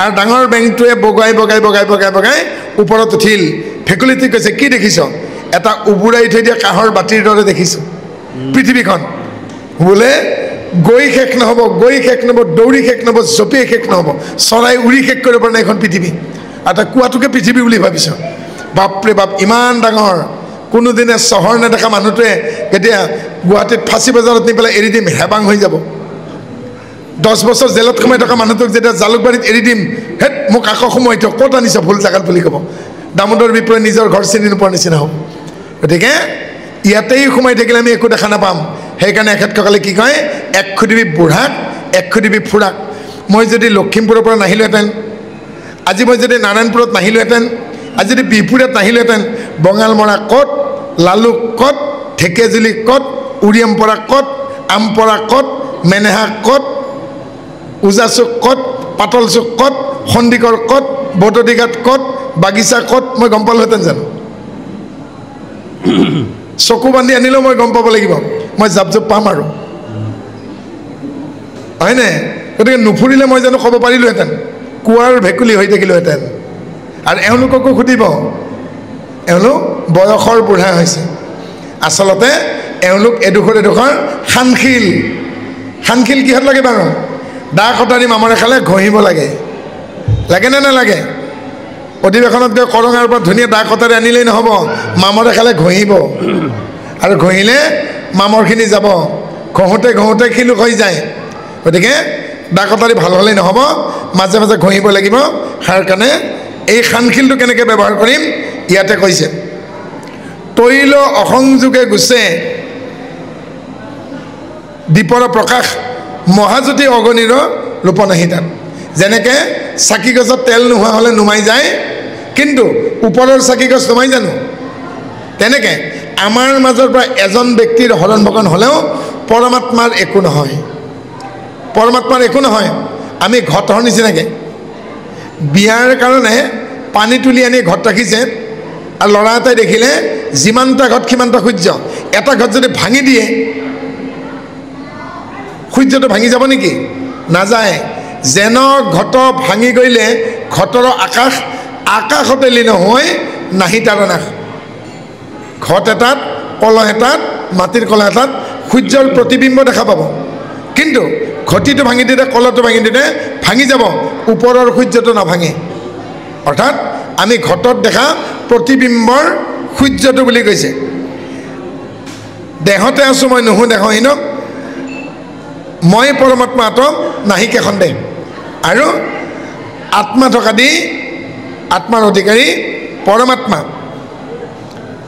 আৰু সেইকাৰণে কৈছে কহিলোঁ তোমাতো এইটো ব্যৱহাৰৰ পথ এতেকে গুচিবে শোক মহামহৰত ৰথ বুলি কিয় কৈছে যিখন যাই থাকে গৈ থকাখনক কি কয় বোলো ৰথ বুলি কয় মই সৰুতে LP স্কুলত থাকোঁতে আমি প্ৰধান শিক্ষকক সুধিলোঁ মহাশয় কথা এটা কওকচোন বোলে কি বোলে আপুনিতো ভাগৱত পাঠ কৰে নামঘৰত চিঞৰি আপুনি জানিব এই দেউতাই সুধিব পঠাইছে বোলে কি বোলে ৰথত চৰিয়া জান্ত যদুৰায় ছাৰ চৰিয়া মানে কি এতিয়া মোক প্ৰধান শিক্ষকে ক'লে বোলে ৰথ কিহে টানে বোলে ঘোঁৰাই বোলে ঘোঁৰাৰ পিয়াচিয়া লাগেনে নাই বোলে লাগে বোলে ঘোঁৰাক মালিকে কি খুৱায় বোলে দানা সেইকাৰণে দানা দিব লাগে ৰথত চৰিয়া এটা থাকে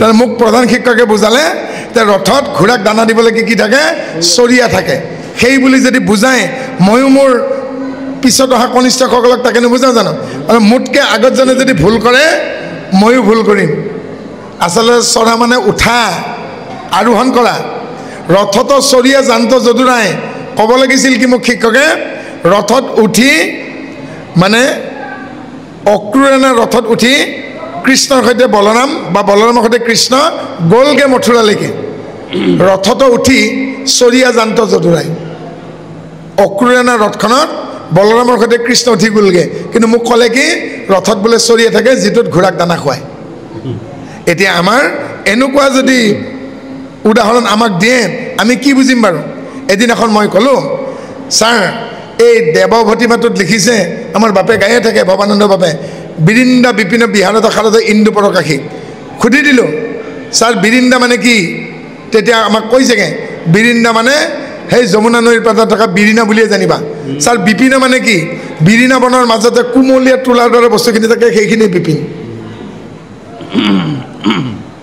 আমাক ইমান ভুলকৈ শিকাইছিল ছাৰ উদ্ধৱ কোন বোলে বিষ্ণু আৰু লক্ষীৰ ল'ৰা ছোৱালী নাছিল বিষ্ণুৱে এদিন উধানটো আনি লক্ষীৰ কোলাত দি দিলে তাৰ পৰা উদ্ধৱৰ সৃষ্টি হ'ল মই ক'লোঁ ছাৰ সেই মানে এই উদ্ধৱ জন্ম হওঁতে সেই উধানটো দিওঁতেকে লক্ষীৰ কোলাত জুই লাগি নগ'ল নে কাৰণ লক্ষীটো কাপোৰ পিন্ধি আছিল বোলে তহঁতৰ লগত কোনে কথা পাতে আকৌ মোক কি বুলি ক'লে প্ৰধান শিক্ষকে বোলে কি গছত গৰু উঠা কথা কওঁ আপোনালোকেতো জানেই গৰুৰ আগত টোকাৰিব যোৱা হলুঙেৰে কাণ খজোৱা একে কথা মই ছাৰক ক'লোঁ ছাৰ মই দেখা পাইছোঁ বোলে কি দেখা পাইছোঁ ছাৰ মই গছত গৰু উঠা দেখা পাইছোঁ তই দেখা পাইছ ছাৰে চিকনিডাল কথা সঁচাকৈ কথা ক'ত দেখা পাইছোঁ ছাৰ আমাৰ মৌজাদাৰ হৰকান্ত গোস্বামীৰ ঘৰৰ সন্মুখত এডাল পাকৰি গছ আছিল কালি ধুমুহা আহিছিল কি হ'ল তাতে বাগৰি পৰিল এতিয়া নৰকান্তৰ গাইজনীয়ে বাগৰি পৰা পাকৰিজোপাৰ ওপৰত উঠি পাকৰিৰ পাত খাই আছে ছাৰ গছৰ ওপৰত গৰুটো উঠিল নে নহ'ল গছডাল থিয় হৈ থকা বা বাগৰি থকাটো একে কথা গছৰ ওপৰত উঠিলতো পাইছে বুজি জেইছা গুৰু খাইছা শিষ্য আৰু এনেকৈ আমাৰ সমাজখন চলি আছে আৰু সেইকাৰণে এজনে কৈ দিলে বোলে কলিত নাহিকে তপ জপ যজ্ঞ যন্ত্ৰ সুধি দিলে সমাজৰ পৰা ৰাজপ্ৰভা কি ক'লে জানে নাই টিলিঙাটো টিলিঙা বোলে বোলে যন্ত্ৰ শংকৰদেৱে টিলিঙা মানে যন্ত্ৰৰ কথা কোৱা নাই কি বুলি কৈছে ঋগ্বেদত যৎফলং লভতে নাহি তপেনে যোগেনে সমাধিনাম তৎফলং সৌম্যকে কলৌ কেশৱ কীৰ্তনাত যি ফল যাগ যজ্ঞ কৃষ্ণ সাধনাৰে লাভ নহয় সেই ফল কলিযুগত অনায়াসে ঈশ্বৰৰ নামেহে লাভ হ'ব সত্যযোগে ধ্যান তেতাযোগে যজ্ঞ দাপৰত পূজা কলিত হৰি নামৰ বাহিৰে আৰু নাহিকে দুজা এটা যন্ত্ৰ বুলি কি বুজাব লাগিলে আমি ল'ৰা ছোৱালীক লৈ ক'ত যাব লাগিব মণিকূটত ল'ৰা ছোৱালীখিনিক দেখুৱাই দিব লাগিব কি দেখুৱাই দিব লাগিব বাৰু চোৱাচোন সেইখন কি গুৰু আসন গুৰু আসনত মৰল আছে নেকি মৰল মানে পূজা কৰোঁতে পিঠাগুড়ি ফাকুগুড়ি সেন্দুৰ আটাগুড়ি ময়দাৰে 7টা চকৰি আঁকে 7টা চকৰিৰ মাজত ঘটিটো বহাই দিয়ে ঘটটো পানী দিয়ে আমদালি দিয়ে খুৰ থকা নাৰিকল এটা বহাই দিয়ে এই যে 7টা চকৰি আঁকে ইয়াকে মৰল বুলি কৈছে আটাকে যন্ত্ৰ বুলি কৈছে আৰু পূজা কৰোঁতে ওৱাং ৱাং ৰাং লাং ভং 7টা মন্ত্ৰ লিখে পুৰোহিতক সুধিব কিয় মন্ত্ৰ লিখিছে বোলে যাক মতা হৈছে এই দেৱতাৰ পূজা শেষ নোহোৱালৈকে 7জনী ডাকিনীয়ে ৰখি থাকিব লাগিব ডাকিনী হাকিনী ৰাকিনী শাকিনী 7জনী পিশাচিনীয়ে ৰখি থাকিব লাগিব কোনো পিশাচে কোনো যক্ষয়ে কোনো ডাকিনীয়ে কোনো হাকিনীয়ে আমাৰ কৃষ্ণক ৰখি নাথাকে আমাৰ কৃষ্ণ অনন্ত কোটি ব্ৰহ্মাণ্ডৰ হৰি অধিকাৰী তেওঁ ভকতৰ হিয়াত বন্দী হৈ থাকে তেওঁৰ নামৰ লোভিয়া কি বুলি কৈছে নাহং তৃষ্ণামি বৈকুণ্ঠে নাহং তৃষ্ণামি যোগিনাং হৃদয়ে মত ভক্তা যত্ৰ গায়ন্তী তত্ৰ তৃষ্ণামি অৰ্থাৎ নাৰদক কৈছে কৃষ্ণই বৈকুণ্ঠত নাথাকো ৰৈ যোগীৰ হিয়া এৰি সমুদায় থাকো ভকতৰ কীৰ্তন চাই য'ত এনেদৰে ভাগৱতৰ কীৰ্তন হৈ থাকে নাম কীৰ্তন হৈ থাকে তালৈকে ভগৱন্ত আহে যোগীৰ হিয়া এৰি থৈ সেয়েহে শুকদেৱে পৰীক্ষিতক কৈছেগৈ এই একেবাৰে তুমি ভাৱনা এৰি পেলোৱা যে তুমি মুক্তি নাপাবা তোমাক সৰ্পই দংশন কৰিব তেতিয়া কৈছেগৈ একে জন্মে হ'ব জানো তেতিয়া শুকদেৱে পৰীক্ষিতক কৈছেগৈ হে ৰাজন অতি ভোকত অতি ভাগৰত অতি তৃষ্ণাতুৰ হৈ এজন মানুহে এজন অতিথিপ্ৰাণ ব্যক্তিৰ তাত এমুঠি অন্ন পালে কৰোণাৰ সময়ত এজন মানুহক ডকাইতে পালে 21 দিন খোজকাঢ়ি আহিছে গাত এটা ফটা গেঞ্জি এটা হাফ পেণ্ট ভৰিত চেণ্ডেল নাই চব কাঢ়ি ল'লে ডকাইতে আমাৰ নামঘৰ পালে গুৱাহাটীত আমি য'ত থাকোঁ 7টা বজাত নামঘৰীয়াই নাম প্ৰসংগ শেষ কৰি এমুঠি দাইলতে আলু কবি দি এমুঠি চাউল বহাই দিলে আৰু ঠাণ্ডা হ'বলৈ দি তেওঁ বিচনীৰে বিচি বহি আছে ধুপকৈ শব্দ এটাত নামঘৰলৈ ওলাই গৈ কৃষ্ণ বুলি যাওঁতেনেও এজন মানে বেমাৰী মানুহ পালে ধৰি আনি গৰম পানীৰে ভৰি হাতকেইটা ধুৱাই দি কুহুমীয়া পানী এগিলাচ খুৱাই দিওঁতে তেওঁ কৈছেগৈ মোৰ বৰ পিয়া লাগিছিল আপুনি পানী দুপাতি ৰক্ষা কৰিলেগৈ মোৰ বৰ ভোক লাগি আছে, কিবা এটা হ'বনে? আৰু নামঘৰীয়া বাপে ক'লে আপুনি আউজি বহক আৰু ভাত ঠাণ্ডা কৰি আলু পিটিকি মাকে যেনেকৈ কেঁচুৱাক খুৱাই দিয়ে তেওঁক চিধা হৈ বহিব পৰা নাই। প্ৰত্যেক গৰাহতে কৈছে কৃষ্ণ পাৰিব আপুনি খাওকচোন। ফুকাই ফুকাই মাকে এবছৰীয়া 1.5 বছৰীয়া কেঁচুৱাক খুৱাই দিছে। 10 টেপামান ভাত খোৱাৰ পাছত 3 টেপামান আলু খনা খোৱাৰ পাছত অকণমান দালি খুৱাই দিব আছে। কৈছে মই পাৰিম। এইবাৰ নিজে দুমুঠি খাইছে। আৰু নামঘৰীয়া বাবে কৈছে এই ৰেচনত চৰকাৰে দিয়া চাউল, 2 টকীয়া চাউল, এয়া এজন ভকতে দি থৈ দিয়া আলু বেঙেনা কবি। কেনে পাইছে?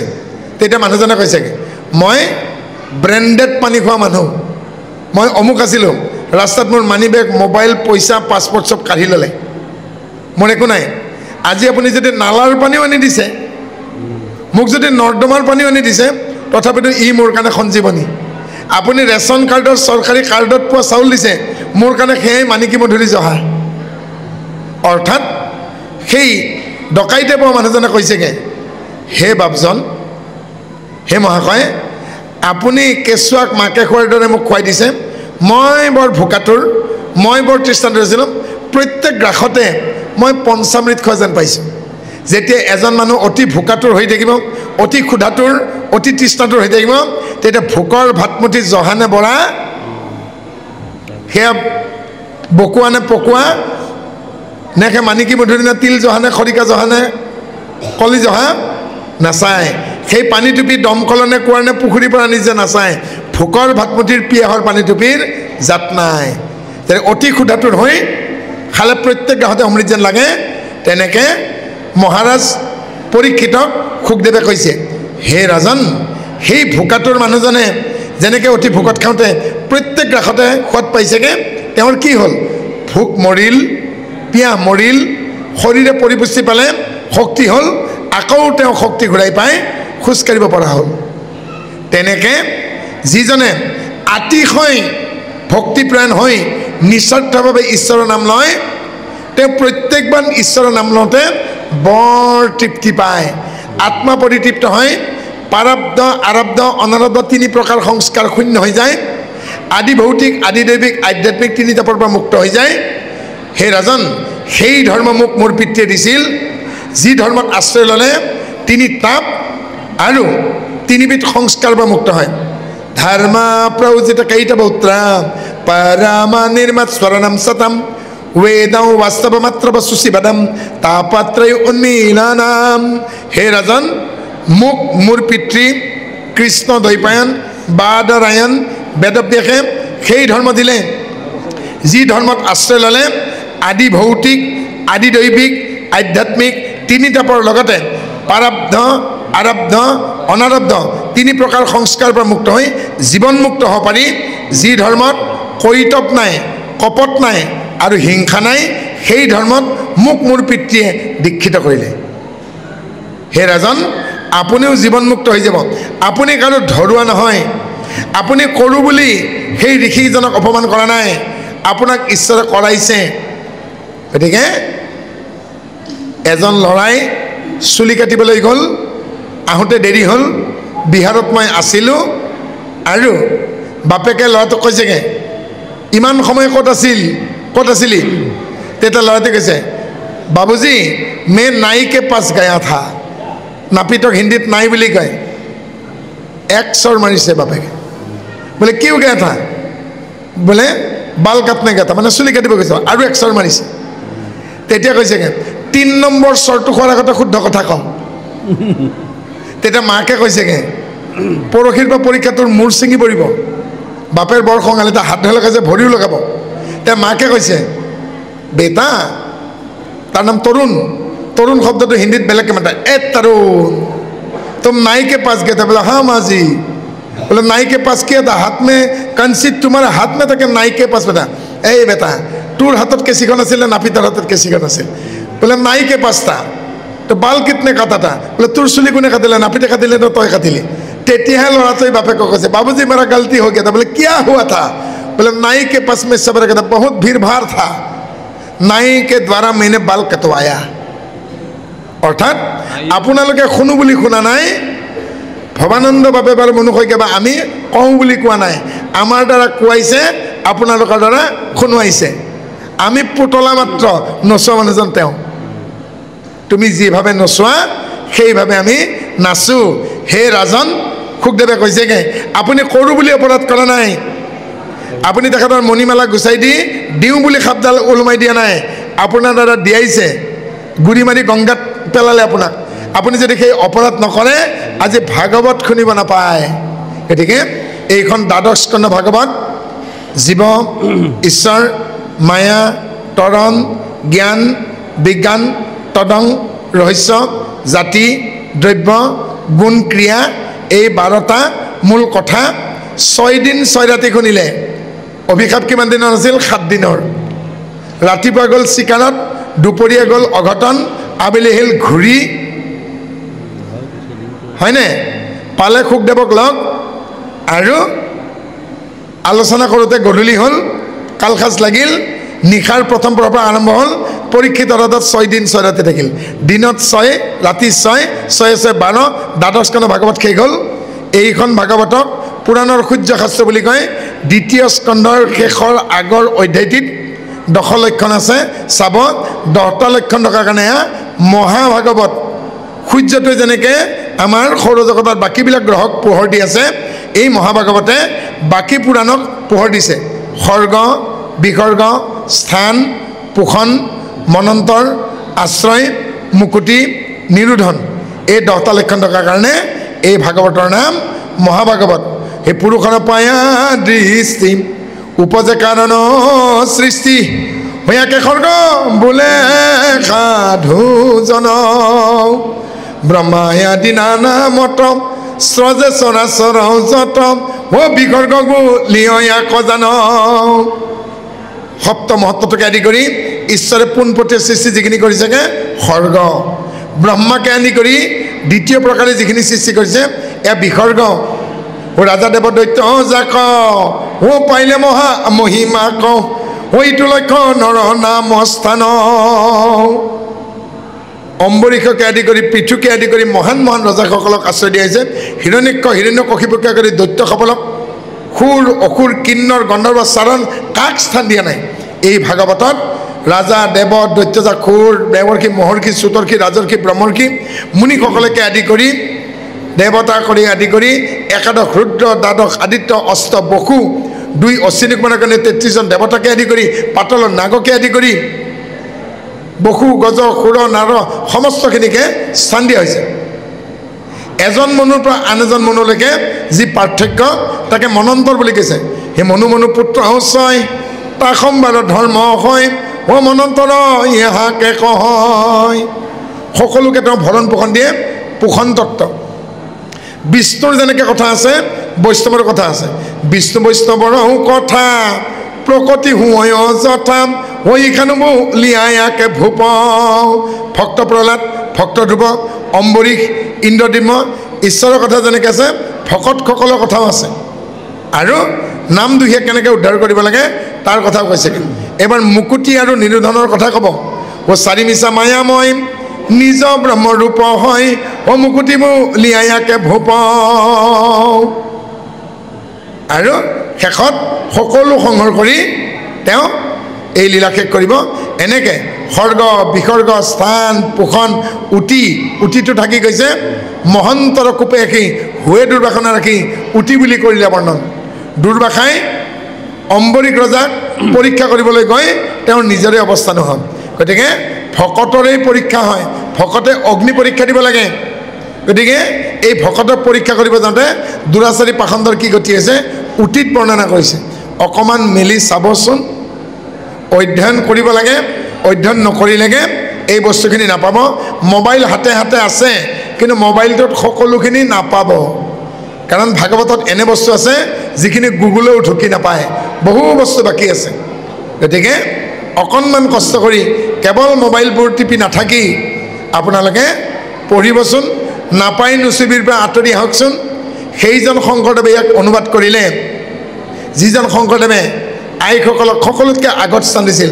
খেৰখুটি আইতাক, ৰাধিকা সতীক আৰু চান্দৰিয়াই যিখন ঘৰৰ পৰিচাৰিকা সহায়কাৰী বান্দি বুলি কৈছে সেই সহায়কাৰী এগৰাকীয়ে যদি বৃন্দাবনী বস্ত্ৰত কল্পতৰু ক'ত হ'ব পাৰে চোতাল খালি থকা বাহনীডালে দেখুৱাই দিব পাৰে তেতিয়াহ'লে সেইখন ঘৰৰ পৰিচাৰিকায়ো ভাগৱত অধ্যয়ন কৰিছিল নাৰী বুলি পিছ পৰি নাথাকিব উদ্ধৱৰ আগত কোৱাৰ চলেৰে শংকৰদেৱে দশমত কৈছে স্ত্ৰী ক্ষুদ্ৰ চন্দালে কৰে যদি আমাতো ভকতি তাহাঁতো কহিবা কথা এইটো মহামতী কিন্তু এনেবোৰ কথাও কিছুমানে কয় বিধৱা মহিলাই হেনো মাংগলিক কাৰ্যত ভাগ ল'ব নাপায় তেতিয়াহ'লে যাৰ স্বামী মৰি গৈছে তেওঁ ছোৱালীজনীক বিয়াৰ দিনাখন বিয়া নিদি পেলাই নৈত জাপ দিব নেকি বিধৱা মহিলাই মাংগলিক কাৰ্যত ভাগ ল'ব নোৱাৰে বুলি কোনো বেদত লিখা নাই গতিকে এনেবোৰ কথাই সমাজক দিগ্ভ্ৰান্ত কৰে গতিকে সেইবোৰ কথাত পঠিয়ান নাযাব গতিকে বহু কথা আহে এইখন সমাজতে কৈছে ভাগৱতে বোলে অসমীয়া জাতিটোক ধ্বংস কৰিলে নিজে ভাগৱতত বহে কিন্তু কি বুলি কৈছে অসমীয়া জাতিটো বোলে ধ্বংস হ'ব ভাগৱত পাঠ কৰি তেতিয়াহ'লে আপুনি কিয় ভাগৱত পাঠ কৰে আকৌ এই ভাগৱততে কৈছেগৈ বোলে অম্বুবাচীত নামঘৰ আৰু সত্ৰ বন্ধ থাকিব লাগে তেতিয়া যিজনে কৈছিল সেই মহাপুৰুষজন যিজন সত্ৰৰ সেইখন সত্ৰত অম্বুবাচীত এবাৰ নাম প্ৰসংগ কিয় চলি থাকিল কামাখ্যা যদি গোসানী স্থান হয় য'ত পশু বলি হয় এইবাৰো বলি হৈছে য'ত মহ বলি হয় ছাগলী বলি হয় তাতে অম্বুবাচী মেলাত সেই অধিকাৰ মহন্তসকলে কেনেকৈ ভাগ ল'লে নহয় জানো আমাক যদি মাতৃয়ে জন্ম দিছে আমি যদি মাতৃ ভুলি শুনা নাই তেতিয়া মাইকী মানুহ অপবিত্ৰ বুলি কিয় কয় গতিকে এইখন অসমত বাৰে বাৰে নাৰীসকলক মাতৃসকলক অপমান কৰা হৈছে আজি দিনতো কৈছোঁ এতিয়াও কম যে কিছুমান ঠাইত লিখা আছে নামঘৰৰ সন্মুখত হিন্দু আৰু হিন্দুমূলীয়াসকলে প্ৰৱেশ কৰিব শংকৰদেৱে হিন্দু ধৰ্ম প্ৰচাৰ কৰা নাছিল একশৰণ হৰিনাম ধৰ্ম প্ৰচাৰ কৰিছিল বহু হাজাৰ বছৰ আগতে হিন্দু ধৰ্ম আৰম্ভ হৈছিল আচলতে ক'ব লাগে সনাতন বৈদিক ধৰ্ম সনাতন যে সকলোকে আদৰি লয় শেষত কৈছোঁ জীৱন্ত গুৰু বুলি কয় আজি ৩৫ বছৰ আগত আমাৰ পিতৃক কৈছিল এজন মানুহ আহি পেলাই আমার না যে গুরু আছে ঠাকুর আছে সে জীবন্ত আপনি না আমার ঠাকুরের পাশে সরে নিন ওয়েস্ট বেঙ্গলের পৰা আহিছে তেওঁ কৈছে তেওঁলোকৰ বোলে গুৰুজন জীবিত আৰু আমাৰ দেউতাই তেওঁক বহিব দেখি দিছে তোমালোকৰ গুৰুজনৰ নাম কি বোলে নিত্যানন্দ শাস্ত্ৰী গুৰুৰ বাবাৰ নাম কি বোলে দেৱানন্দ শাস্ত্ৰী গুৰুৰ বাবা কি এখনো আছে না মাৰা গেছে এবাৰ কৈছে তোমালোকৰ গুৰুৱে বিয়া কৰিছে বোলে হা সাংসাৰিক গুৰু পত্নী আছে বোলে আসে গুরুর ছেলে মেয়ে কয়টা বলে 3খানা বলে কি কি বড় 2খানা ছেলে ছোটখানা মেয়ে বলে কিমানটা বাঁচি আছে বলে বড় ছেলে মারা গেছে মেয়ে ছেলে আছে আর ছোট মাইখানা আছে সুভদ্রা তার নাম তেরা কৈছে তহঁতৰ জীৱন্ত গুৰু যদি বাপেকো মৰে সি বিয়া কৰাৰ পাছত ঘৈণীয়েকৰ পৰা হোৱা প্ৰথম চলি মৰে ইউটো মৰিব জীৱন্ত কেনেকৈ হ'ল দেউতাই কৈছে তহঁতৰ জীৱন্ত গুৰু তাত মই শৰণ ল'ম কিন্তু তহঁতৰ জীৱন্ত গুৰুটো আকৌ কেনেকুৱা সেই গুৰুটোৰ বাপেকো মৰে তাৰ ল'ৰাও মৰে ই নমৰিব জানো তেতিয়া দেউতাই কৈছেগৈ তোমালোকৰ এই গুৰুজন কিমান দিন বাচি থাকিব অমৰ নেকি এনেকৈ আমাৰ ট্ৰাইবেল মানুহক ঠগাব আহে জীৱন্ত গুৰু বোলে আৰু বেয়া কথা কয় তোমালোকৰ শংকৰদেৱ কখনেই মাৰা গেছে ইমান বেয়া কথা কয় বোলে আমাদের ঠাকুর এখন জীবন্ত আমার ঠাকুরের পাশে শরণ নিও এনেকৈ আমাক ফুচলায় গতিকে কোনোবাই যদি এনেকৈ ফুচলাব আহে আমাৰ দেউতাই কোৱাদি ক'ব বোলে তোমালোকৰ জীৱন্ত গুৰুজনৰ দেউতাক মৰিছিল না বোলে মৰিছিল তে দেউতাক যদি মৰিছিল ই কিমান দিন বাচি থাকিব স্বয়ং জগতৰ ঈশ্বৰেও কি হ'ল ব্যাধৰ খৰত তেওঁ বিদায় লোৱা দেখিছে শংকৰদেৱৰ 40 বছৰ বয়সত বিয়া লৈছে আৰু আমি এই আজিৰ যুগত অমৰ নেকি সেইকাৰণে কৈছে ব্ৰহ্মা ৰুদ্ৰ আদিও মৃত্যু আছে আৰু আমাৰ কি কয় জীৱন্ত গুৰু ভুল নাযাব দেই কিমতে ভকতি কৰিব তোমাত হৰিহ